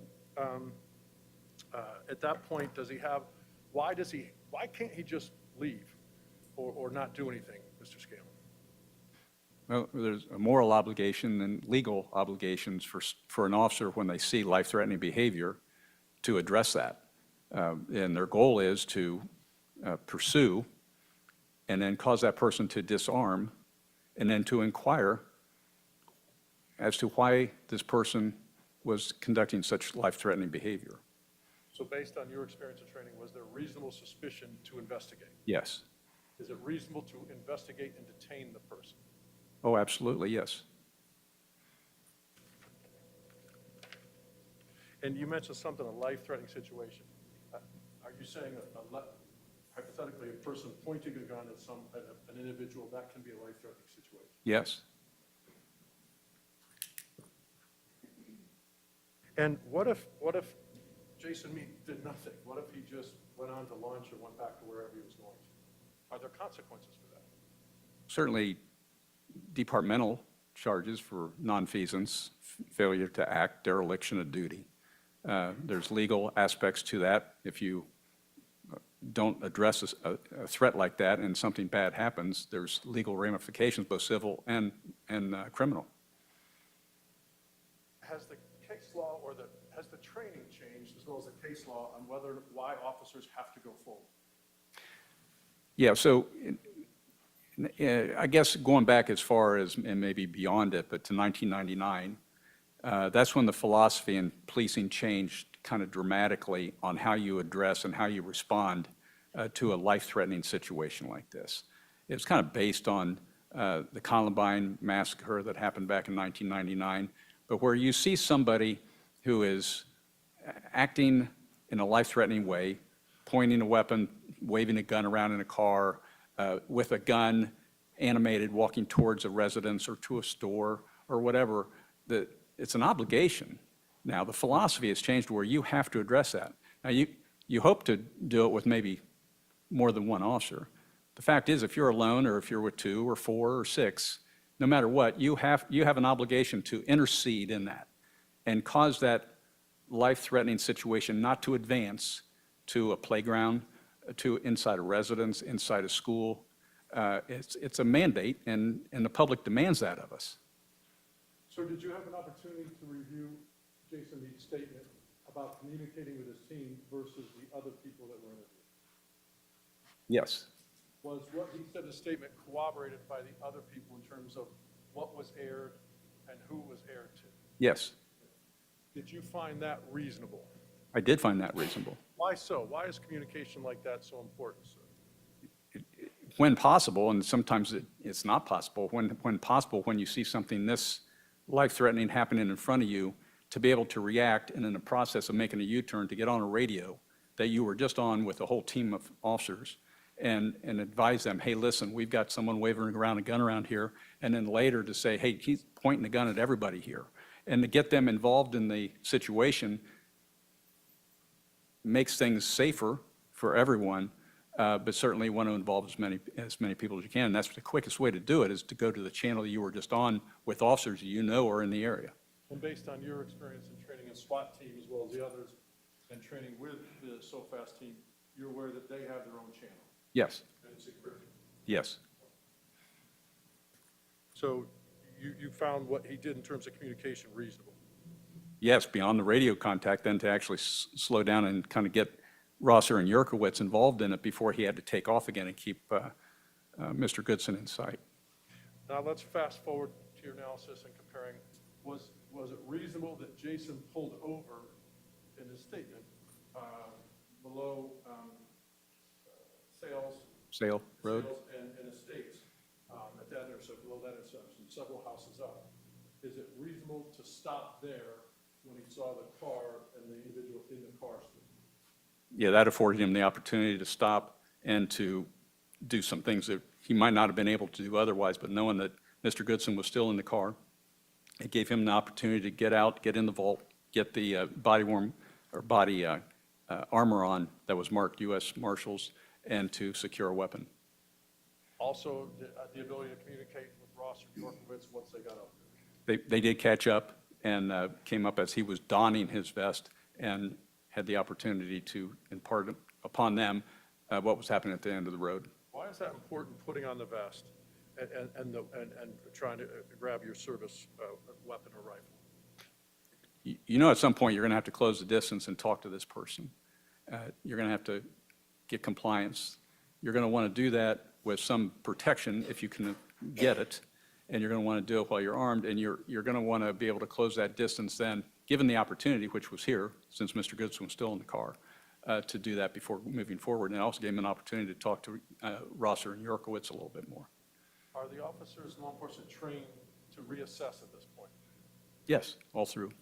Is there training and techniques and tactics, Mr. Scanlon, with regards to how to approach someone when they're in a car? Yes, there's different ways you can approach that car depending on the actions of the individual in it. So there's training and stuff in terms of whether you box a car in, Yes, whether you pull up to it, right? true. Maybe you put your lights and sirens on as you pull up. That's an option. Okay. Would you, in a tactical situation, if you wanted to approach an individual suspect, would you yell commands to them? I would once I got to a closer distance. It's a terrible question, I'm sorry. If you wanted to sneak up on somebody, would you wear your ID vest and yell commands if you wanted to sneak up on somebody? Not if I wanted to sneak up on him. You want to make your presence known, correct? Yes. And did you find that that Jason Meade's actions were reasonable in terms of that? I did. Let's talk about lights and sirens, okay? You're aware in his report he doesn't say that he puts his lights and sirens on. Yes.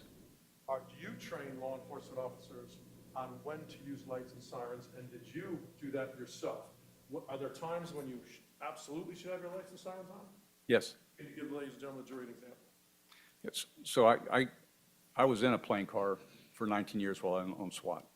And we had, in the last half of my career there, we had beacons and sirens. And it was a great advantage, especially if you're responding to a hostage situation, to have those so cars get out of your way. It was also great to have if you were going to do a swoop and you wanted to be identified in the final movement on that car to get the lights and sirens on. So it's situational. It's not always an advantage, but it can be. And are there advantages? You said a key word there. You're trying to gain the advantage. Yes. Are there advantages to not turning on your lights and sirens? Yeah, I mean, you don't want to announce yourself at a distance where it's going to cause the person to run faster. And that's even true if you're in a marked cruiser.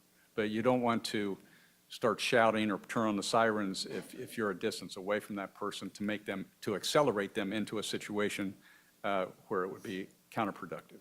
What is your opinion as to what Mr. Meade did when he was out of the car in that area with his vest and his gun and his communications? Was that reasonable? Yes, at sale and Yes, sir. yes, they were. All right. Based on your training or when you're training individuals, if you're investigating someone who has a gun, all right, hypothetically, and do you try to detain them before they get into a structure? Well, it's a mandate, and that's your goal. These days, you can't simply let someone get into a structure. You can't let them get into a playground. You try to cause them to comply and disarm to where we can talk prior to them encountering innocent people, because unfortunately, that's happened a number of times in the past, and it hasn't turned out well for the innocent victims. When Mr. Goodson got out of the car, how did that affect your analysis of reasonable actions? It creates an urgency to get there sooner than later. Things can take a pause while they're still stationary in the car. But once they're out of the car, then you have to close that distance. Someone could be out of the car and standing there, correct? They could. Right. What happens when that person, as it appears law enforcement, starts to elude or flee? How has that situation changed from what happened at the intersection to what happened on estates and sales, to what happened in the techniques in the car, versus now the person's out with a gun fleeing? How has that dynamic now changed? It's more of a threat because you don't know where they're going, who they're going to encounter, and so now you have to close that distance. You have no choice to do that. And the ladies and gentlemen jury have heard this term, exigent circumstances. Is that an exigent circumstance? It absolutely is. What does that mean to you, sir? It means you got to go now. Now, up there, Rosser and Yorkowitz are somewhere behind Jason at sales and states, right? And once the person flees, that becomes an exigent circumstance. Yes. Would you train people in that situation to say, hey, guys, let's go slow, let's take it easy? Or what would you train in that situation to do, someone in Jason Meade's shoes? You train them that they go right away, whether they have someone following them or not following them, whether they're in close proximity or not. They have to close the distance on the person who is engaged in life-threatening, because you got to look at the totality of the circumstances. In the life-threatening behavior, all the way through the situation to now they're moving with a gun outside the car in some direction to go somewhere. If you don't know the area, you don't know how the car is parked, or you don't know which door works at the house, do you have any ability to understand that? No. And was it reasonable for Jason to take off up towards where he saw the individual flee? Would a reasonable officer believe the officers behind him would come follow him? Yes. And it's clear, or not clear, but you reviewed information that Detective Rosser didn't see what Jason saw at that point. That's true. But Rosser still went, right? Yes, Is that how they're trained to do? absolutely. And was that reasonable in this situation? Yes. Now, we talked about action and reaction earlier. Now that the actions of the individual, Mr. Goodson, are rushed, that changes the reaction or the actions for Mr. Meade, correct? That's true. The individual controls by actions the reaction that Mr. Meade has to. Every time, yes. Now, on that day, Jason Meade had at his disposal a handgun and a rifle. Can you comment on his choice to use the service rifle? Do you believe that that's a good tactic to do at that point, and why, for the ladies and gentlemen of the jury? Yeah, based on the totality of circumstances and the situation he was faced with, that would be the weapon that someone would be trained to get, as opposed to the pistol. It's a more accurate weapon, and it's just a weapon of choice if you're going into this situation. So that's a reasonable choice. Yes. The commands that were yelled, you wanted to know whether or not that was corroborated, correct? Yes. The commands that were yelled were corroborated by Ms. Stanford, right? Yes. And Detective Rosser. Yes. Not the same, but they were corroborated. How does that factor into your analysis about why do officers give commands at that point in time, Mr. Scanlon? Trying to gain compliance. That's the goal. Close the distance, identify yourself, command them to do what you want them to do, which is normally get rid of the gun and go prone. And that's the safest place for them to be until we can evaluate the situation. Ladies and gentlemen, we've heard a lot about distance is your friend and more people are your friend. Why is that not a tactical advantage in this situation, sir? But it is a tactical advantage if you can create time, distance and time, it's great. It's a luxury, though, in a situation like this. You don't have that benefit in a situation that's very situational here. And was it reasonable, the commands that Jason gave in this situation? Yes, And had the individual at the door, after shrugging, you read, right, had the person dropped the gun or something, what would happen next? What does your training, how do you? That's a terrible question. Overruled if it's with respect to training. When you train officers, they don't.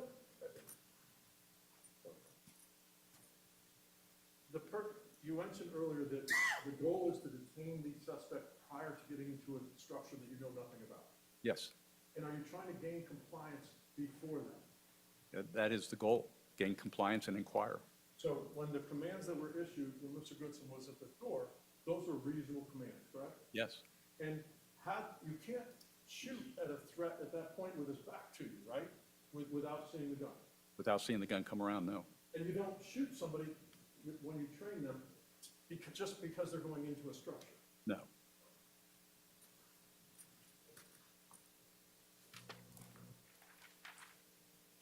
Now,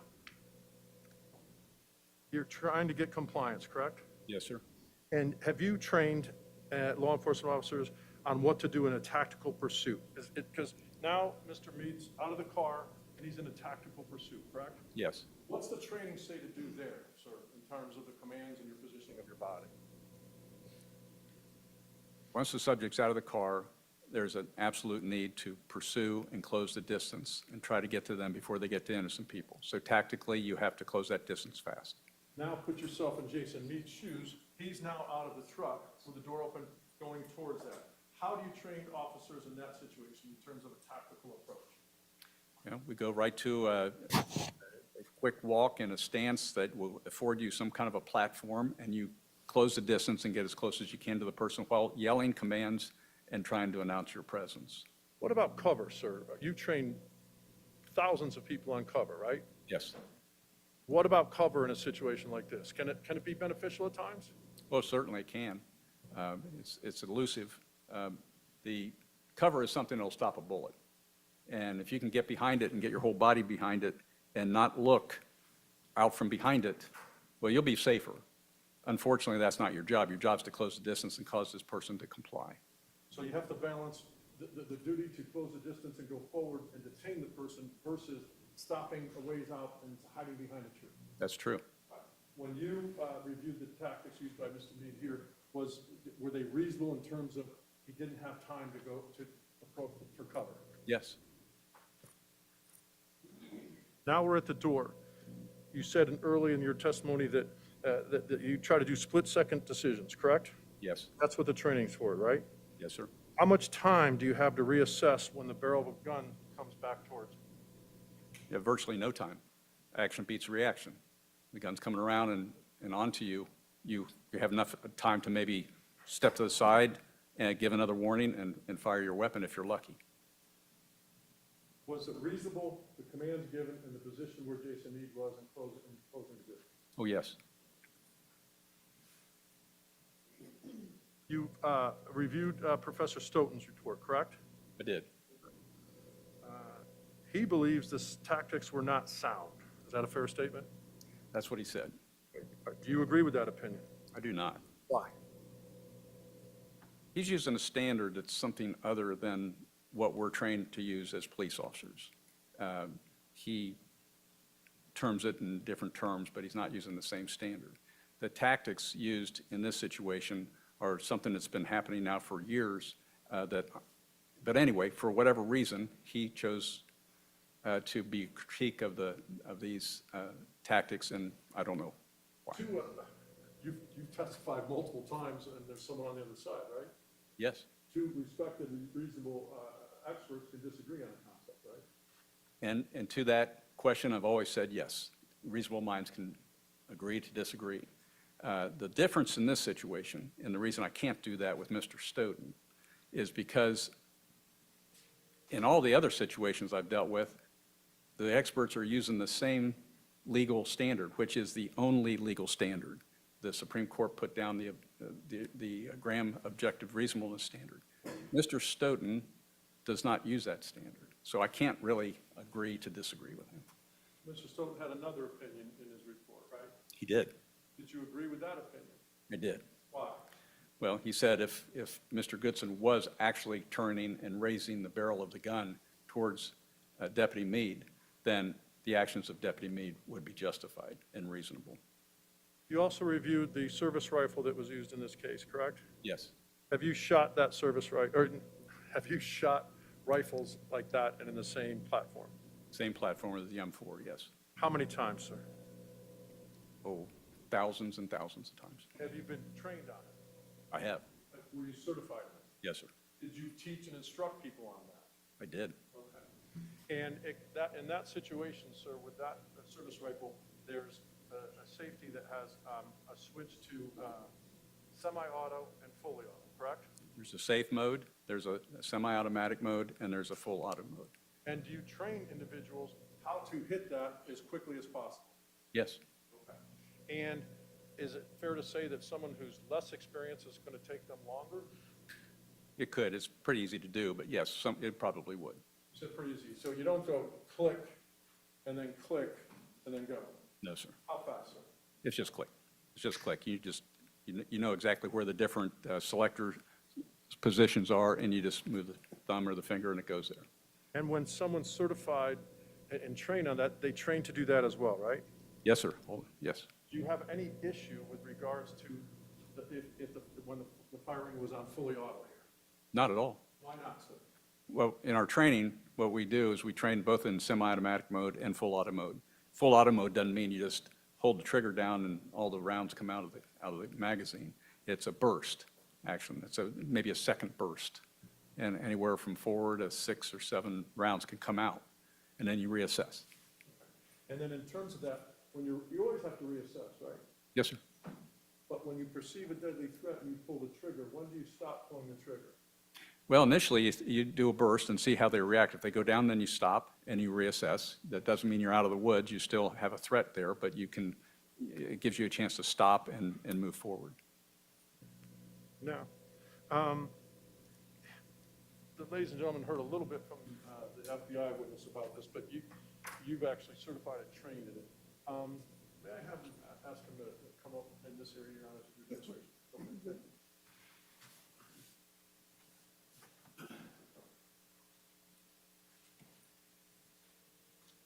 So, Mr. Scanlon, so face me, first face the ladies.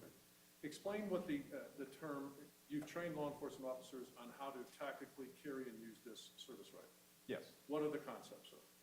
Well, we call it an isosceles stance, and what we try to do just to have a better stable platform for the officers involved in this kind of activity, we assume kind of a boxer stance, which is shoulder length apart. You might even have your strong foot back just a hair, and then you bring the elbows in and you bring the butt of that gun normally right into like the pectoral muscle or even in here. Why would you bring the butt of the gun into the pectoral muscle or in the chest? You want it real secured and tight.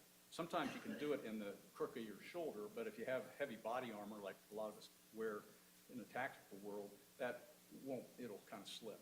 So it's not like this. It's more an isosceles where you're facing the threat, the elbows are in, and the gun's in tight, and the butt's normally right about here or here. Now, if you'll go over there and face me. So how do you teach them to tactically approach the target closing distance from the isosceles triangle? So this is a movement shooting situation where you want to keep cover on it, and this position really affords you that opportunity. It's in tight, and then you just kind of shuffle your feet. It's not a run, but it's a quick walk, and you're advancing on somebody, and you're able to keep them in sight and still be in a position if you have to use a weapon to use it. Why do you train them to be in more of a crouched position? It's a more stable platform. If you're standing straight up, you tend to want to rock backwards. If you're hunched forward a little bit and the knees are bent just a little bit, you just have a more stable platform. If someone was to push you, they can't push you back as easily as if you're standing straight up, you don't have the balance. You can keep standing. What kind of, there was a term used earlier by the FBI, is it recoil? This rifle has some recoil. It does. Another good reason to have yourself in a really good platform that can absorb that recoil. And when it's fired, it can move left to right, or it can move up or down, right? You can. And the more secure you have it, the less it's going to move. Yes. Is there ever a scenario you could ever imagine where you would fire it from above your shoulder? The butt of the gun being above your shoulder? No. Why so? It wouldn't be secured.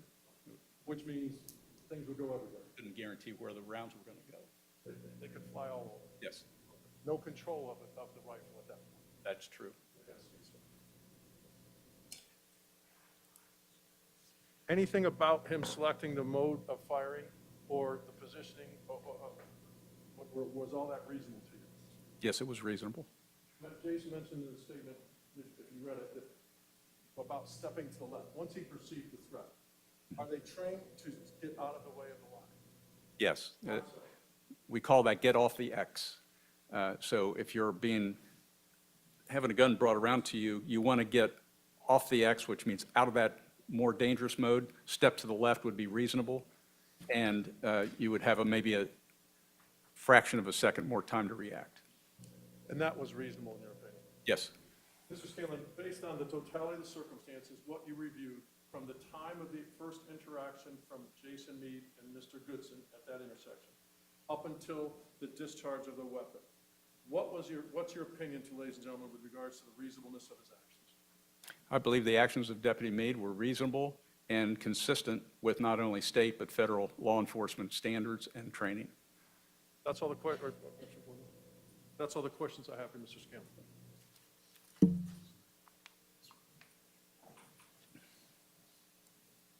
Any cross-examination? Yes, Your Honor. Good afternoon, Mr. Scanlon. Good afternoon.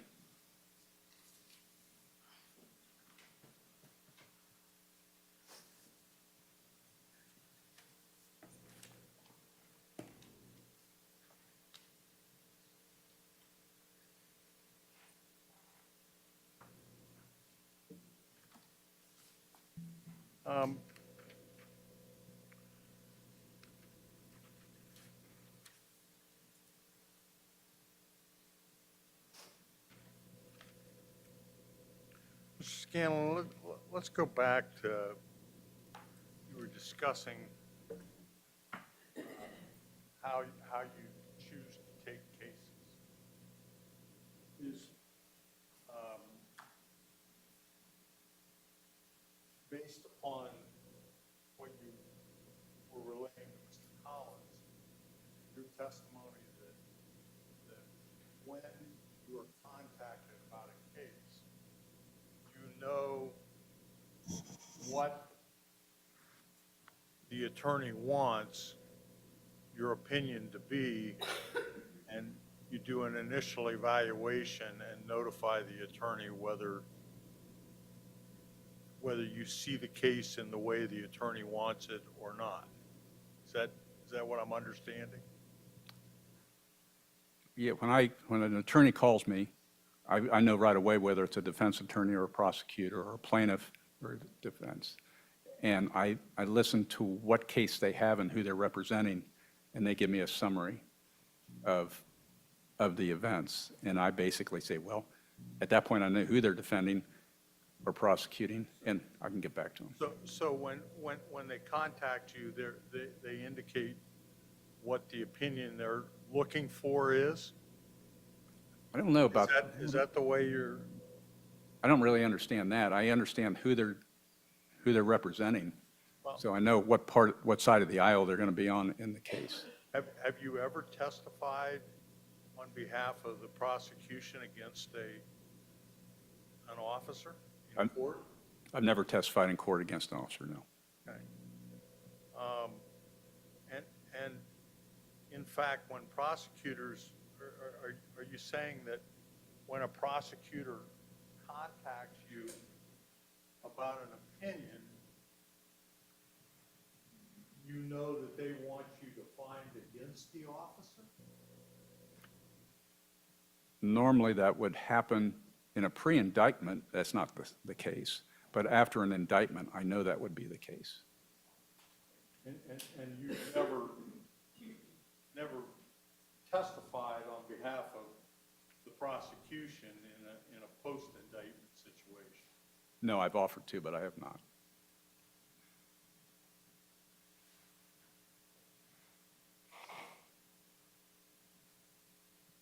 And how many times have you testified for Mr. Collins? Well, I don't know exactly. I can run through this and give you a number. Count them up.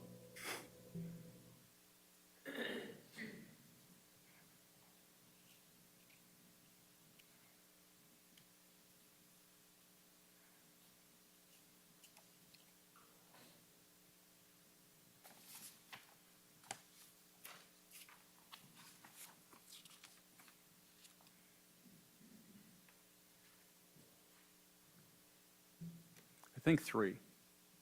3 times? I believe that's right. That's where you've actually testified, is that correct? Yes, sir.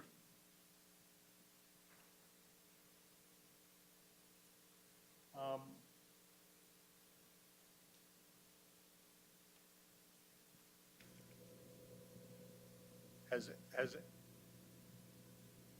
any attorney ever contacted you and said, look, I got this case, I want you to take a look at it and tell me what you think without, and I'm not looking for a particular opinion, I just want your opinion?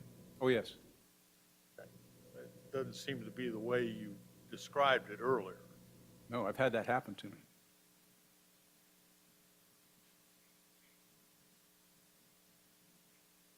And has that happened more with prosecutors contacting you? I guess it's a split. Okay. In the civil cases that you've testified in, how many times have you testified on the side against the officer's use of force? I have not done that. So your testimony, your testifying experience has always been on behalf of the officer, is that correct? That's true.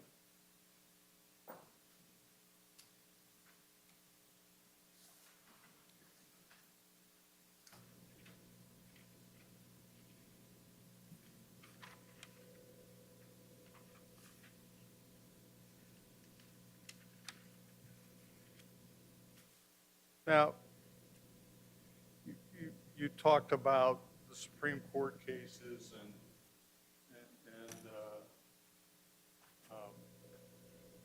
I think you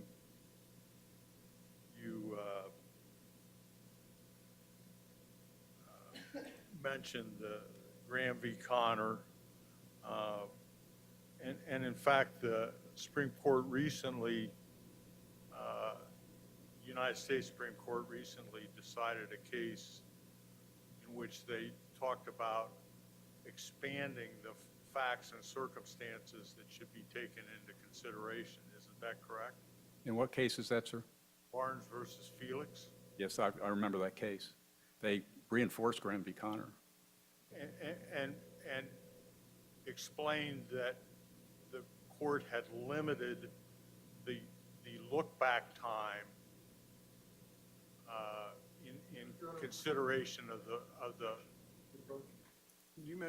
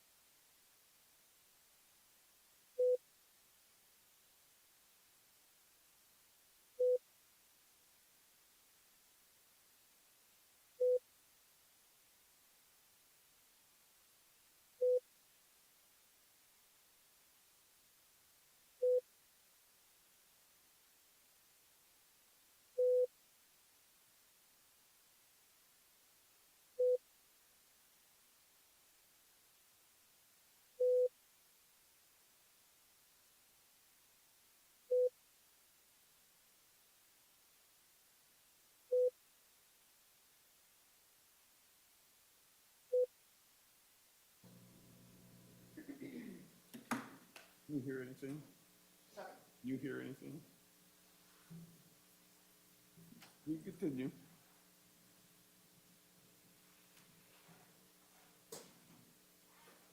Thank you, Your Honor.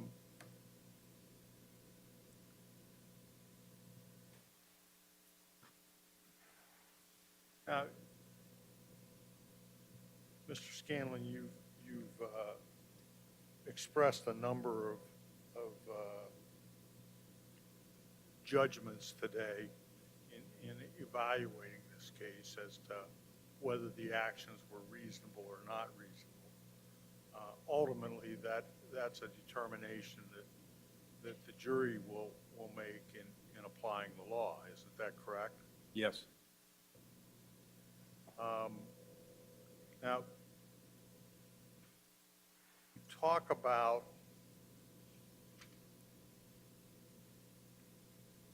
threat, perceived threat,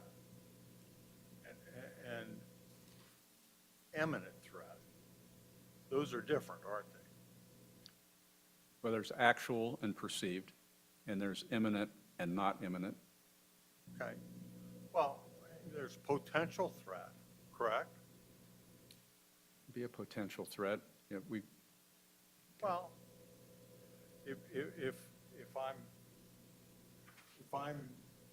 holding a shovel in a menacing way, I'm perhaps a potential threat.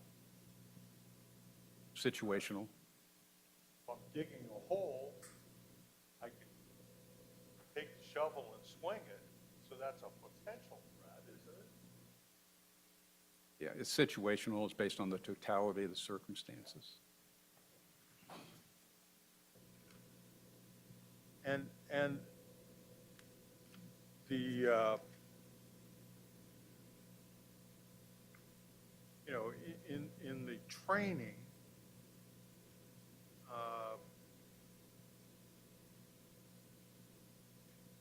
among other things that you train officers on is to look at the environment and take that into consideration, the backdrop, if the need arises to fire your weapon, correct? We take everything into consideration. And you would, you know, the potential for collateral damage, correct? We consider that. Okay. Did you go to the scene in this situation? I did. Okay. Did you go into the house? I did not.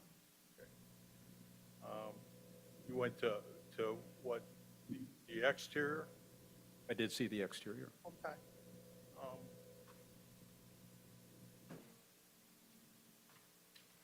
I think you testified that the weaponry involved here, the long gun was a good choice because it gives an advantage, correct? It was reasonable. Okay. Because one of the things you do in training is you want to tilt things to the advantage, to the officer's advantage whenever possible. Is that correct? Their safety is important.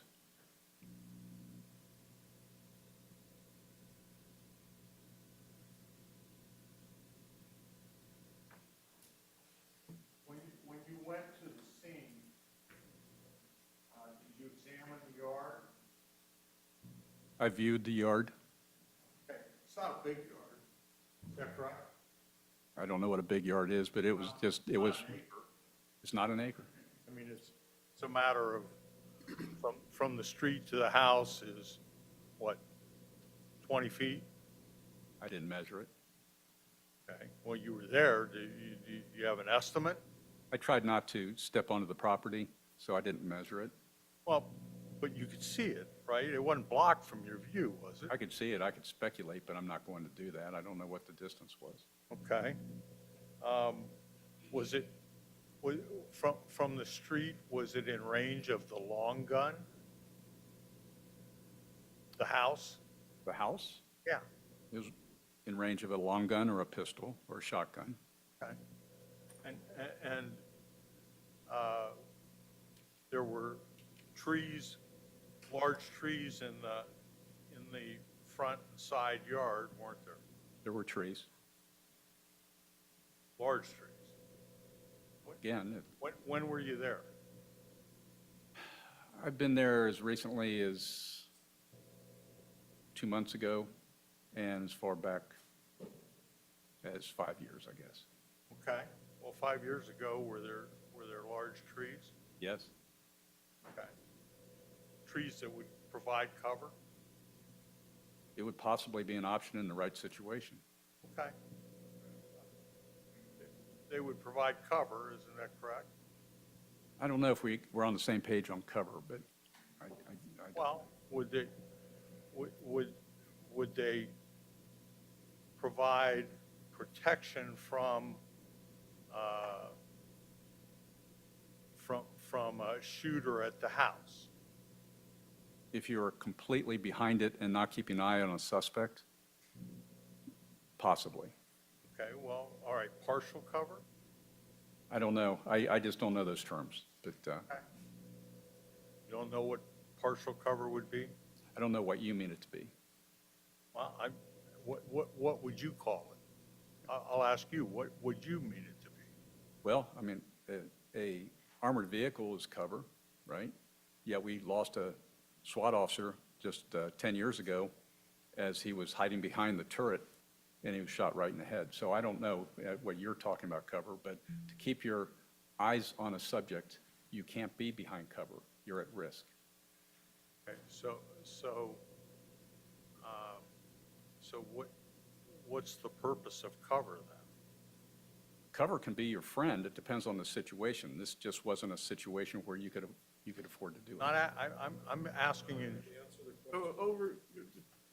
Ask a question, don't speak twice, or. Sorry, I'm not trying to- Scream at me. speak over, I just was trying to clarify. I'm asking in a general context. I mean, I thought you said you train officers to use distance, use cover, use time. Isn't that correct? That can work in the right situation. You're right. Generally, you're right. I'm not putting a situation out there. I'm just saying that's part of the training, isn't it? It's part of the training in some situations. And when you train a officer to use cover, is that a situation where it's not necessary for the officer to see what's going on? No, they have to do it in a certain distance with cover. Can be a good thing, but it doesn't always work. Well, okay, it can be a good thing. I think you just said that the problem with partial cover is that you're not really getting cover because you're having to try to look at what's going on. When is cover good? When is it that the officer doesn't need to be able to see what's going on? If you're at a great distance and you have a barricaded situation or a hostage situation, you can be at a distance and have some cover. It'll never be complete cover. And in exigent circumstances, you don't have the luxury of cover. Okay. In the situation where you have cover, you're saying then you only take cover when it's not necessary to see what's going on, No. okay? And again, I go back, explain to me the concept of cover and when it is appropriate to use it. It's situational. If you have a barricaded suspect and you can get behind something at a distance that provides you some concealment and cover, as you keep eyes on that structure, it's a great thing. If you're in an active threat situation a life-threatening situation, and it's imperative that you close the distance on the person, you can't let them get into a house or another structure, then cover is not your friend. Again, asking, Objection asked and answered multiple times. Overruled. thank you. Move on. You used the term concealment. Is that different than cover? It is. What is concealment? Cover is something that stops bullets. Concealment might be a bush or whatever that would just conceal your location. And so it's your testimony that in a exigent circumstance or exigent circumstances situation, you can't use cover because you need to confront, is that? Yes, you need to close the distance. And that's the way you train. It is.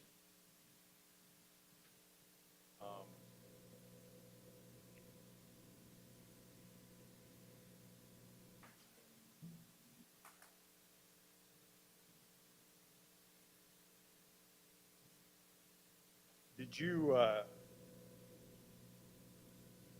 you examine the firearm used in this case? I did not review or see the weapon actually used in this situation, other than in pictures, Okay. Are you familiar with that type of firearm? very much. And I believe it had what was called a red dot sight on it. Is that correct? Correct. Tell us what a red dot sight is. It's just an optic. There's different optics that can go on top of that platform, that M4 platform, and it can be anything from an EOTech, the name of it, or a red dot. It just gives you a little bit better advantage in aiming that weapon, In targeting? aiming the weapon. Well, I mean, you can look through the sight and it'll put a red dot where the bullet's going to go. Is that correct? Yeah, it'll give you a better view of the situation and have a better idea where the rounds are going to go. If I can ask you to stand up again, please. And demonstrate again the way in which you would hold this type of weapon. Yeah, it would be elbows in, feet shoulder length apart. The weapon would be in front of you, and you can either be looking over top of it, or you can be looking through an optic. Okay. So you would have to raise it to look through the optic? Well, if you're going to use an optic, it's like binoculars, that has to be a clear line between where your eye is and where the optic is. Okay. So you would have to get it up. I mean, you still have your elbows in, but if the optic is, or the scope is on the top of the rifle, you'd have to get that to eye level. Is that right? Yeah, to make the optics work, it has to be at eye level. Okay. So you have to have, versus if you're not using the optic, you could have the weapon lower. You're still going to bring it up, because whether it's an optic that's on there, a red dot optic, or a different type of optic, or it's just iron sights on the top of the weapon, you're going to bring it up to eye level. Okay. So, all right. Thank you. I just wanted to clarify that.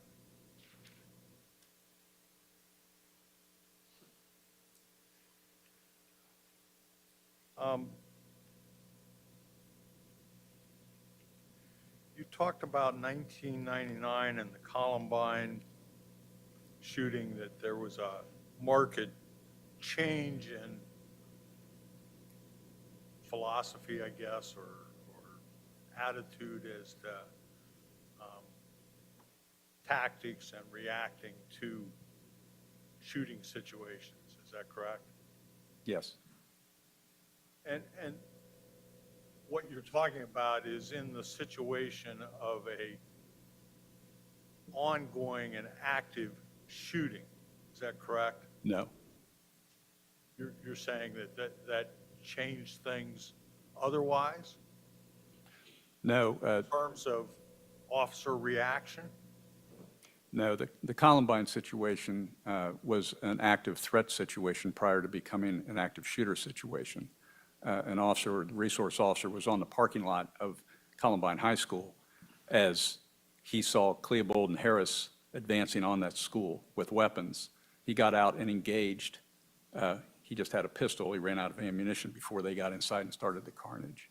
So it was an active threat initially, and then it became an active shooter. So he did what you're talking about philosophically is the procedure now. He engaged with the threat He engaged with the active, instead of waiting for backup and assistance. Isn't that correct? he engaged with the active threat.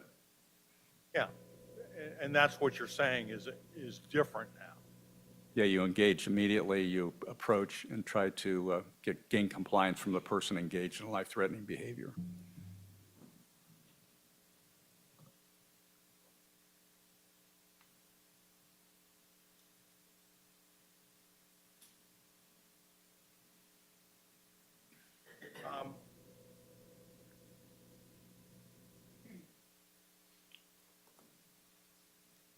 Did you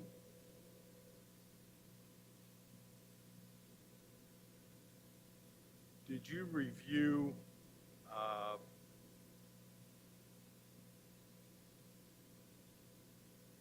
well, strike that. You would agree that if in fact Mr. Goodson didn't turn and point his gun at Mr. Meade, then this was not a justified shooting. Yes. Because I think you said on direct, even though there's the potential of a threat with a person with a gun, you know, unless they engage in some way, then a lethal force response is not appropriate, correct? They have to react to the actions of the subject they're dealing with. So, and the only evidence that was presented to you that Mr. Goodson turned and pointed the gun or leveled the gun was the statement from Mr. Meade, correct? No, it was a totality of the circumstances and others. Tell me what other evidence there was that he turned and pointed the gun. Well, the positioning of Deputy Meade was kind of reinforced by the shell casings that were found on the ground outside the fence. Can I- Well, Mr. Merkel, you did ask the question, what he relied upon, let him answer. okay. All right, the position from the shell casing. Right. Go ahead. So that was relevant. And then the damage on the storm door that was up against Mr. Goodson's back, where the rounds went through that, and then into Mr. Goodson in a upward direction and from right to left, would be consistent, in my opinion, with that positioning and with a turning motion. Also, of course, then there was a lot of, I think it was Dr. Shepler, the medical examiner, mentioned that there was particles of glass and metal associated with the wounds and in the back, but there was no evidence of that on the right arm, at least not the bottom part of the arm. I didn't see anything. Did you review a report from Dr. Desmolin? I believe I did, yes. And it was Dr. Desmolin's opinion that Mr. Goodson's level was not the porch level, but at the kitchen floor level. Isn't that correct? I know it was at the threshold is what his opinion was. I don't know how, but no, I don't recall seeing that. Well, when you went to the scene, were you able to see that the threshold was at the kitchen floor level and the porch was at a lower level? There were two levels there. Yeah, there was a, Okay. And in order for, did you view any videos or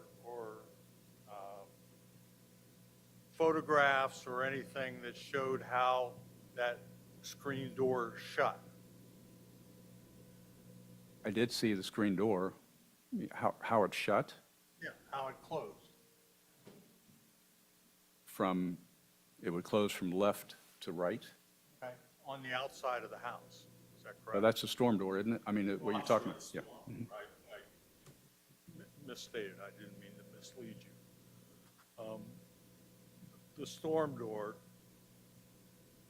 closed, and for someone to have it on their back, they would have to be standing on the porch, isn't that correct? I don't know if it would have to be, but that's the way I envisioned it. Okay.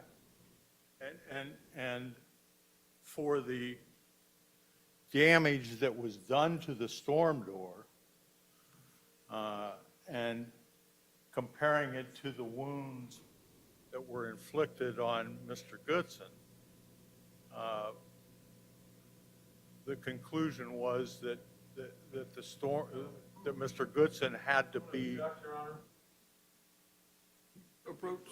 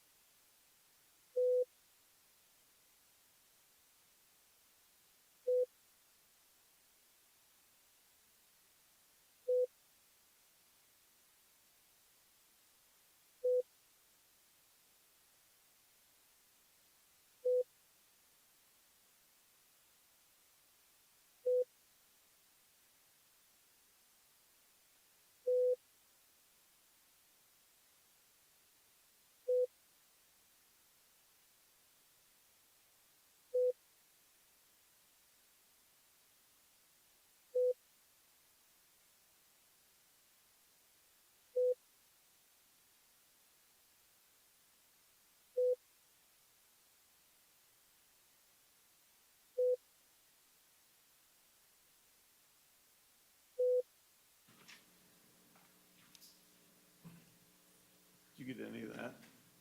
It's our first day back, she's fast. No. You may continue.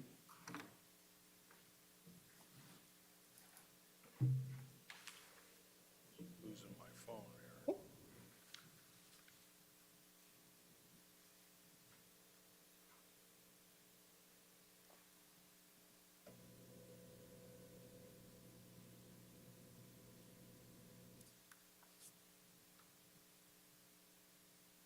made no judgments on the credibility of Mr. Meade's statement, isn't that correct?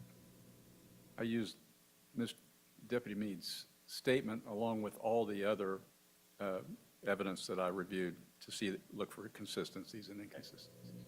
And so, again, my question is, did you make judgments as to the credibility of Mr. Meade's statement?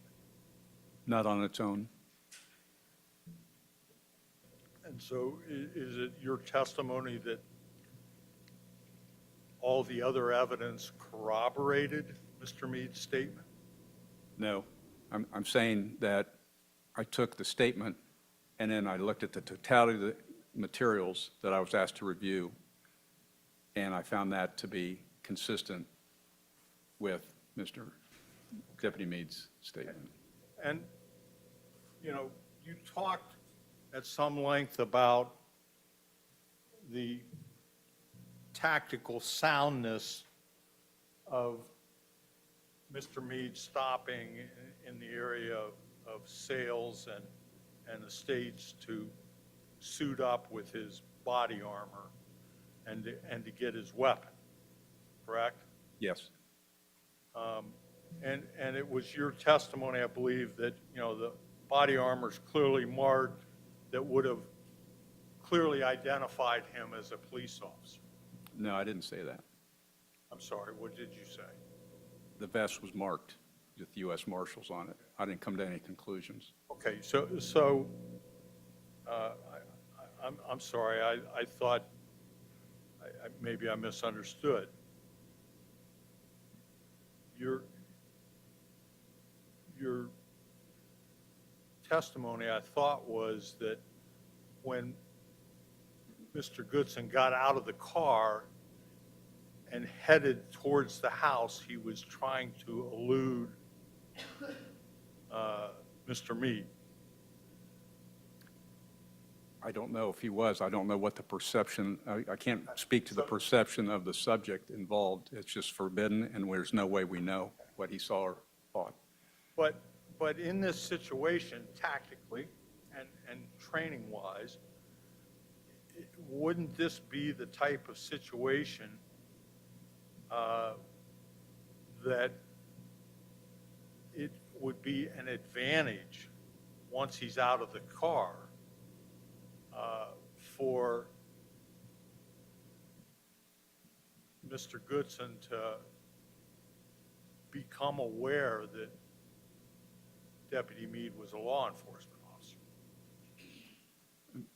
In training, the goal is, as you close the distance, not necessarily at a great distance, but as you close the distance, you want to be identifiable as a law enforcement officer and have some body armor on and have some markings. Okay. Because that, again, is to your advantage. As you close the distance, that's true. And the best tool that Mr. Meade had at that moment were the lights and siren on his vehicle. Isn't that correct? Yeah, in my opinion, in the training I did with our SWAT team and with the new people coming on, was to know when it's an advantage to you and when it's not. When you're at a distance, to activate those lights and siren while you're pursuing someone engaged in life-threatening behavior can be counterproductive to you because it can cause them to go faster and get into a residence faster than otherwise. Okay. So that would have been a disadvantage. That would have been a disadvantage coming, if you're talking about coming from sale. And by the way, when Mr. Goodson got out of his car, other than Mr. Meade saying that he was holding a gun, what was he doing that was menacing or threatening at that time? So we're mandated, while we analyze a situation like this, is take in not just that snapshot, but the totality of the circumstances. The life-threatening behavior happened on Carl at Ferris, and then on Ferris going eastbound, and then so the threats had already been there. The life-threatening behavior was there. The fact that he still had a gun in hand getting out of the car didn't dismiss that. Well, what happened at Carl and Ferris, what Mr. Meade said happened in Carl and Ferris, that had now passed, so that No, it did not.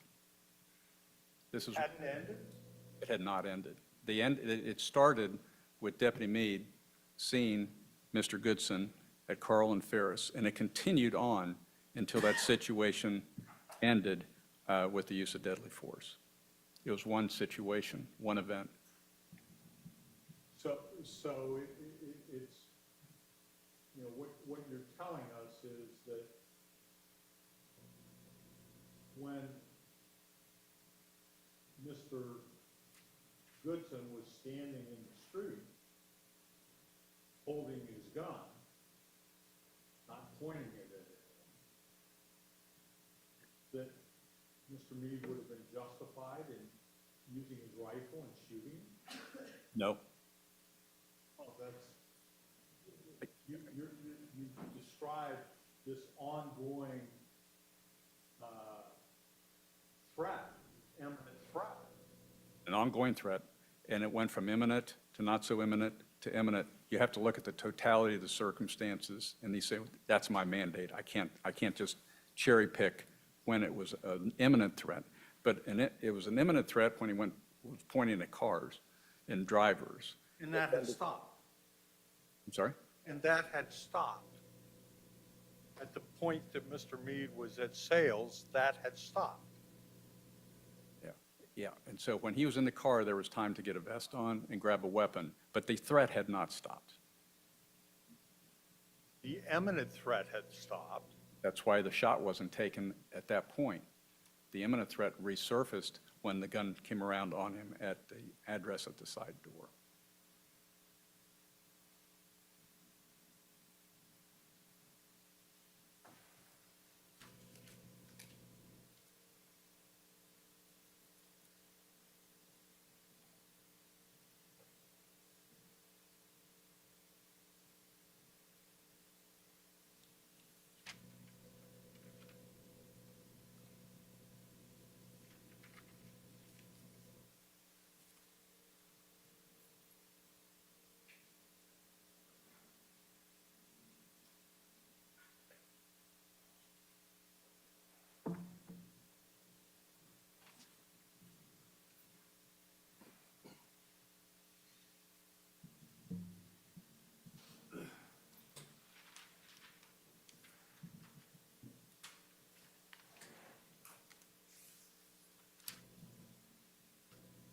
You know, when Mr. Meade left sales, he left before his fellow officers, isn't that correct? Yes. He did not wait on them, No. and it's your contention that's because Mr. Goodson was holding a gun. No. No, it's, again, the totality of circumstances, not just because he's holding a gun. He was holding a gun after waving it around animated in a car, pointing at passing by drivers, and then getting out with it in his hands and going towards a structure. Didn't know if that was going to be the end spot or not. And so it's your contention now that, and by the way, pointing the gun at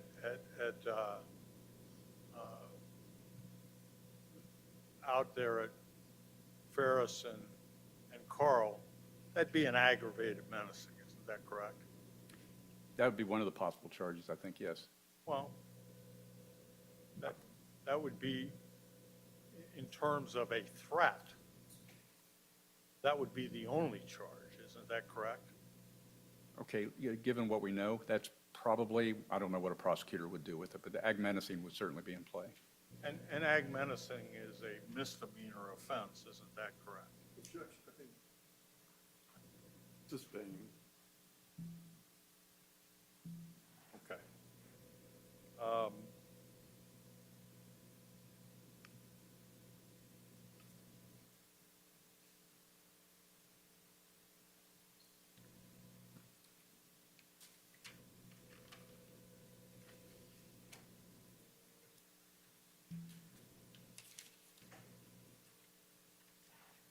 But you are in agreement that walking into a house with a gun is not an imminent threat? Again, we have to look at the totality of circumstances. Walking into a house, minus everything that happened prior to that, would not probably be a problem.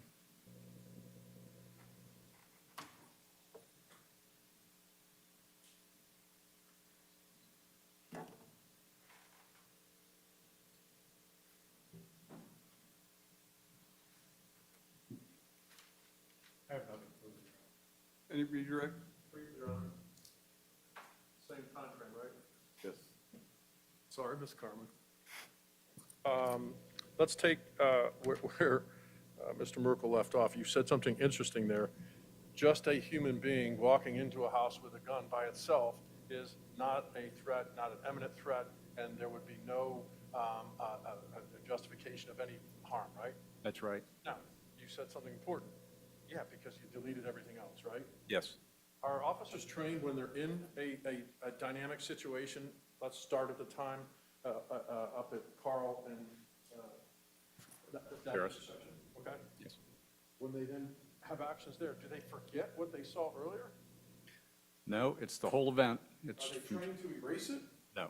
Hey, the person's, I don't know if the person's waving the gun now that he's in the other direction and pointing at people, so I can't do anything. Because. Overruled. Just gonna answer. So, again, is the reason you're mandated to view the entire situation from the first encounter, here, the first encounter is that intersection, right? Yes. Until the time the force is used, correct? Yes. Based on the totality of what is known to the officer, him or her, during that time frame, correct? That's correct. And you don't forget what happened at the first part, right? No. It's all a continuing process to determine whether it was reasonable, correct? Yes, it is. Mr. Scanlon, have you ever been in situations where you were involved in something and you and the Basis? Scanlon. He's asking about personal experience. Yes, I understand. How many times did you ask him about Overruled. I think you can answer. Yes. that? Have you trained people? Have you been trained? Have you actually been in situations in which the only two people involved in the key moment are the individual and the law enforcement officer? Yes. It's not captured on video. It's not captured by anything of that nature, right? That's right. Does that change anything in your analysis, sir? It does not. There's many situations where it's just the law enforcement officer and the individual, correct? Absolutely. And you've experienced that number of times, correct? Have.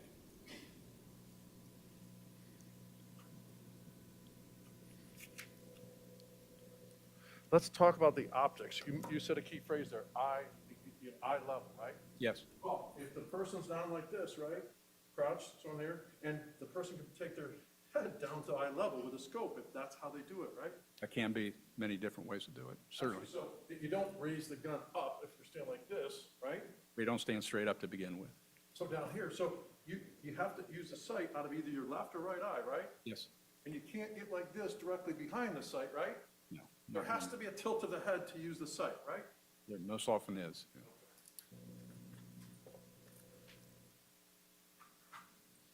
How many times have you been to the scene? I believe it's 6 times now. You've been to the scene out at the intersection? Yeah, multiple different views of that intersection 6 different times. You've been to the scene at Sales and Estates and in front of it? Yes, Being respectful, not going on someone's property without permission? that's correct. We have an issue on the cover, okay? Is there any general one rule about cover? It's a luxury. It's great if you can get it, but if you can't, if you're in a quickly evolving situation, then you don't use it. Is every cover concept based on the situational need? Yes, it is. And in this situation of an exigent circumstances of someone known to have a gun, after the fact they find the gun, is it known at that point in time? Is there anything that cover can do in this situation to stop the person from going into the house? No, only the officer can stop that and try to gain compliance. They can't hide behind a truck or a tree and let them go into a structure after witnessing the life-threatening behavior that took place. You're not, Mr. Merkel asked if you're here to testify about a general concept of cover. Are you here to testify about a specific event based on all the evidence that you were given? Yes, And have you found those actions by Jason Meade to be reasonable? yes, Within a reasonable degree of the certainty that you're trained to? that's correct.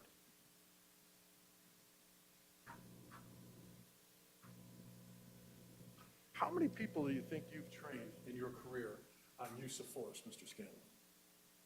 Oh, based on all the different other subjects that we included that subject, that block in, there's thousands, I would assume. Over how many years, sir? Well, 25 years at least. A person allegedly, it was confirmed by Rosser and Yorkowitz that the person, and Mr., terrible question, sorry. In Mr. Meade's statement, he said he observed the person start moving quickly out of the site, right? Yes, That was confirmed by different adjectives by both Rosser and Yorkowitz. that's correct. If a person, when you're reviewing that, is fleeing and has a gun in their hand, is that an exigent circumstance? Stating, What's that? it's misstating the evidence. It's all hearsay. I don't know, what was the question? I didn't ask him what was said. Overruled, we can answer it. Was it confirmed that, based on your review, being an expert, that 3 different people said how Mr. Goodson left the vehicle? Yes, Overruled. The answer was yes, correct? yes, sir. When it's confirmed and you're doing your analysis that someone is fleeing or eluding with a handgun in their hand, is that an exigent circumstance? Absolutely. Is that an active threat? Yes, Do you have time to wait for your team and say, hey, hold on, guys, we're going to take our time? Do you have time to see which tree, this tree, that tree, and that tree? Do you have any time to do that, sir? you do not.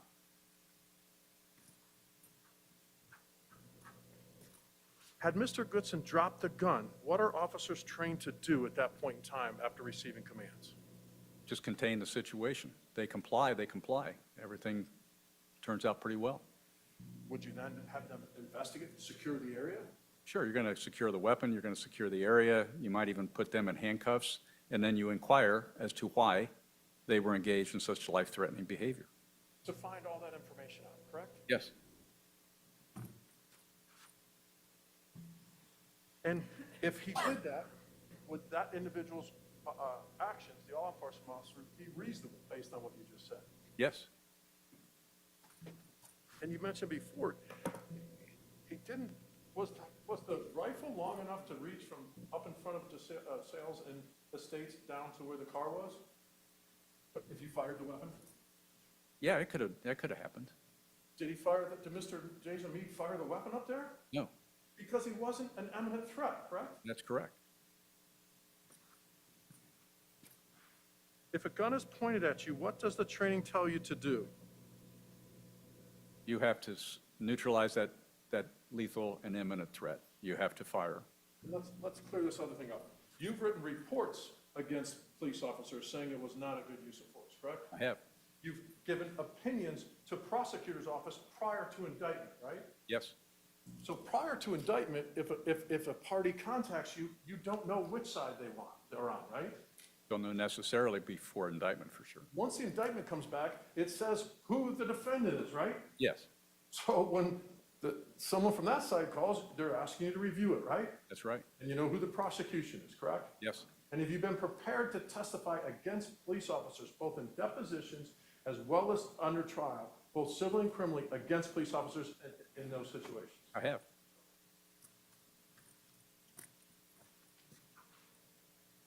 Why did you find that Jason Meade's actions were reliable?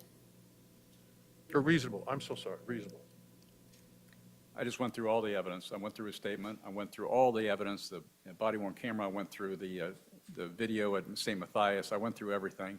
And I found the consistencies to be overwhelming, and therefore I came to that conclusion. And just so we're clear, Your analysis is governed by Graham v. Connor State v. White from the time the officer's interaction, initial interaction, right? Yes, Up until the time that force, illegal force is used. yes, that's the mandate, No hindsight after the fact, prohibited, nothing before. correct. And it's only from the view of the perspective of Jason Meade. That's correct. Because the Graham v. Connor says you have to put yourself in the shoes of a reasonable police officer and see if a reasonable police officer would believe the situational need to use force. That's correct. Thank you very much, Mr. Scanlon. Any questions as a result of those questions?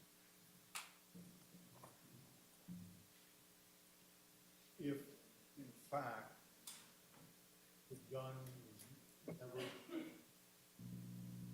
Mr. Goodson did not turn and point the gun, this is not a justified shooting, is that correct? If the gun didn't come up, if it didn't turn and bring the gun up, that's true. That's all I got. All right, you can step down, take whatever you brought. Thank you, sir.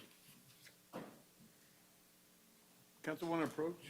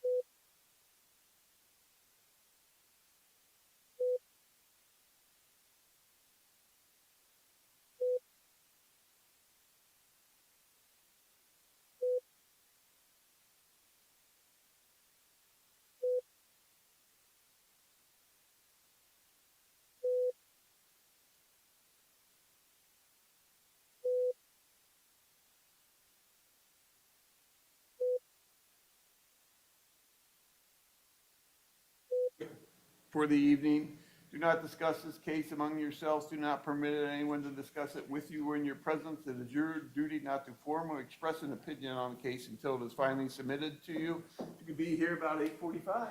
So try and start back up at 9. All rise. What? I don't even know if I need it. But I'm gonna make it till Friday.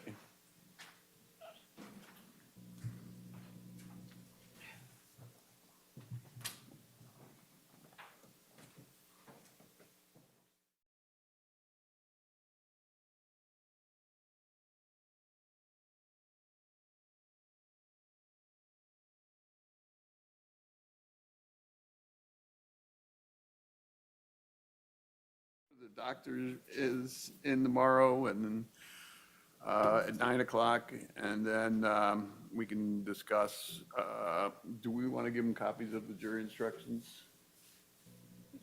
We can give you guys a copy of my proposed jury instructions, and then we can deal with all the exhibits and all that kind of stuff. So if you guys want to tonight go over what you want to admit, I'd stop keeping track very early on. So I have no idea what exhibits you want to admit, what objections you have as to that. So Judge, in theory, we should be ready to close Wednesday morning. Okay. Is that what you're, We can do Wednesday morning. I'm assuming that we get Professor Stoughton done tomorrow morning. We hopefully can. Just waiting to hear from him about how early he's available tomorrow. Then we can deal with exhibits and so forth in the afternoon. Closing in charge on Wednesday. That's fine. And then, Your Honor, you did a scheduling order that it's an hour total, half hour first close, No, it's an hour on both sides. but total, it's Yeah, not. yeah. If they want to take 59 minutes and then 1 minute, that's fine. I plan to take 59. And 45 seconds. Yeah,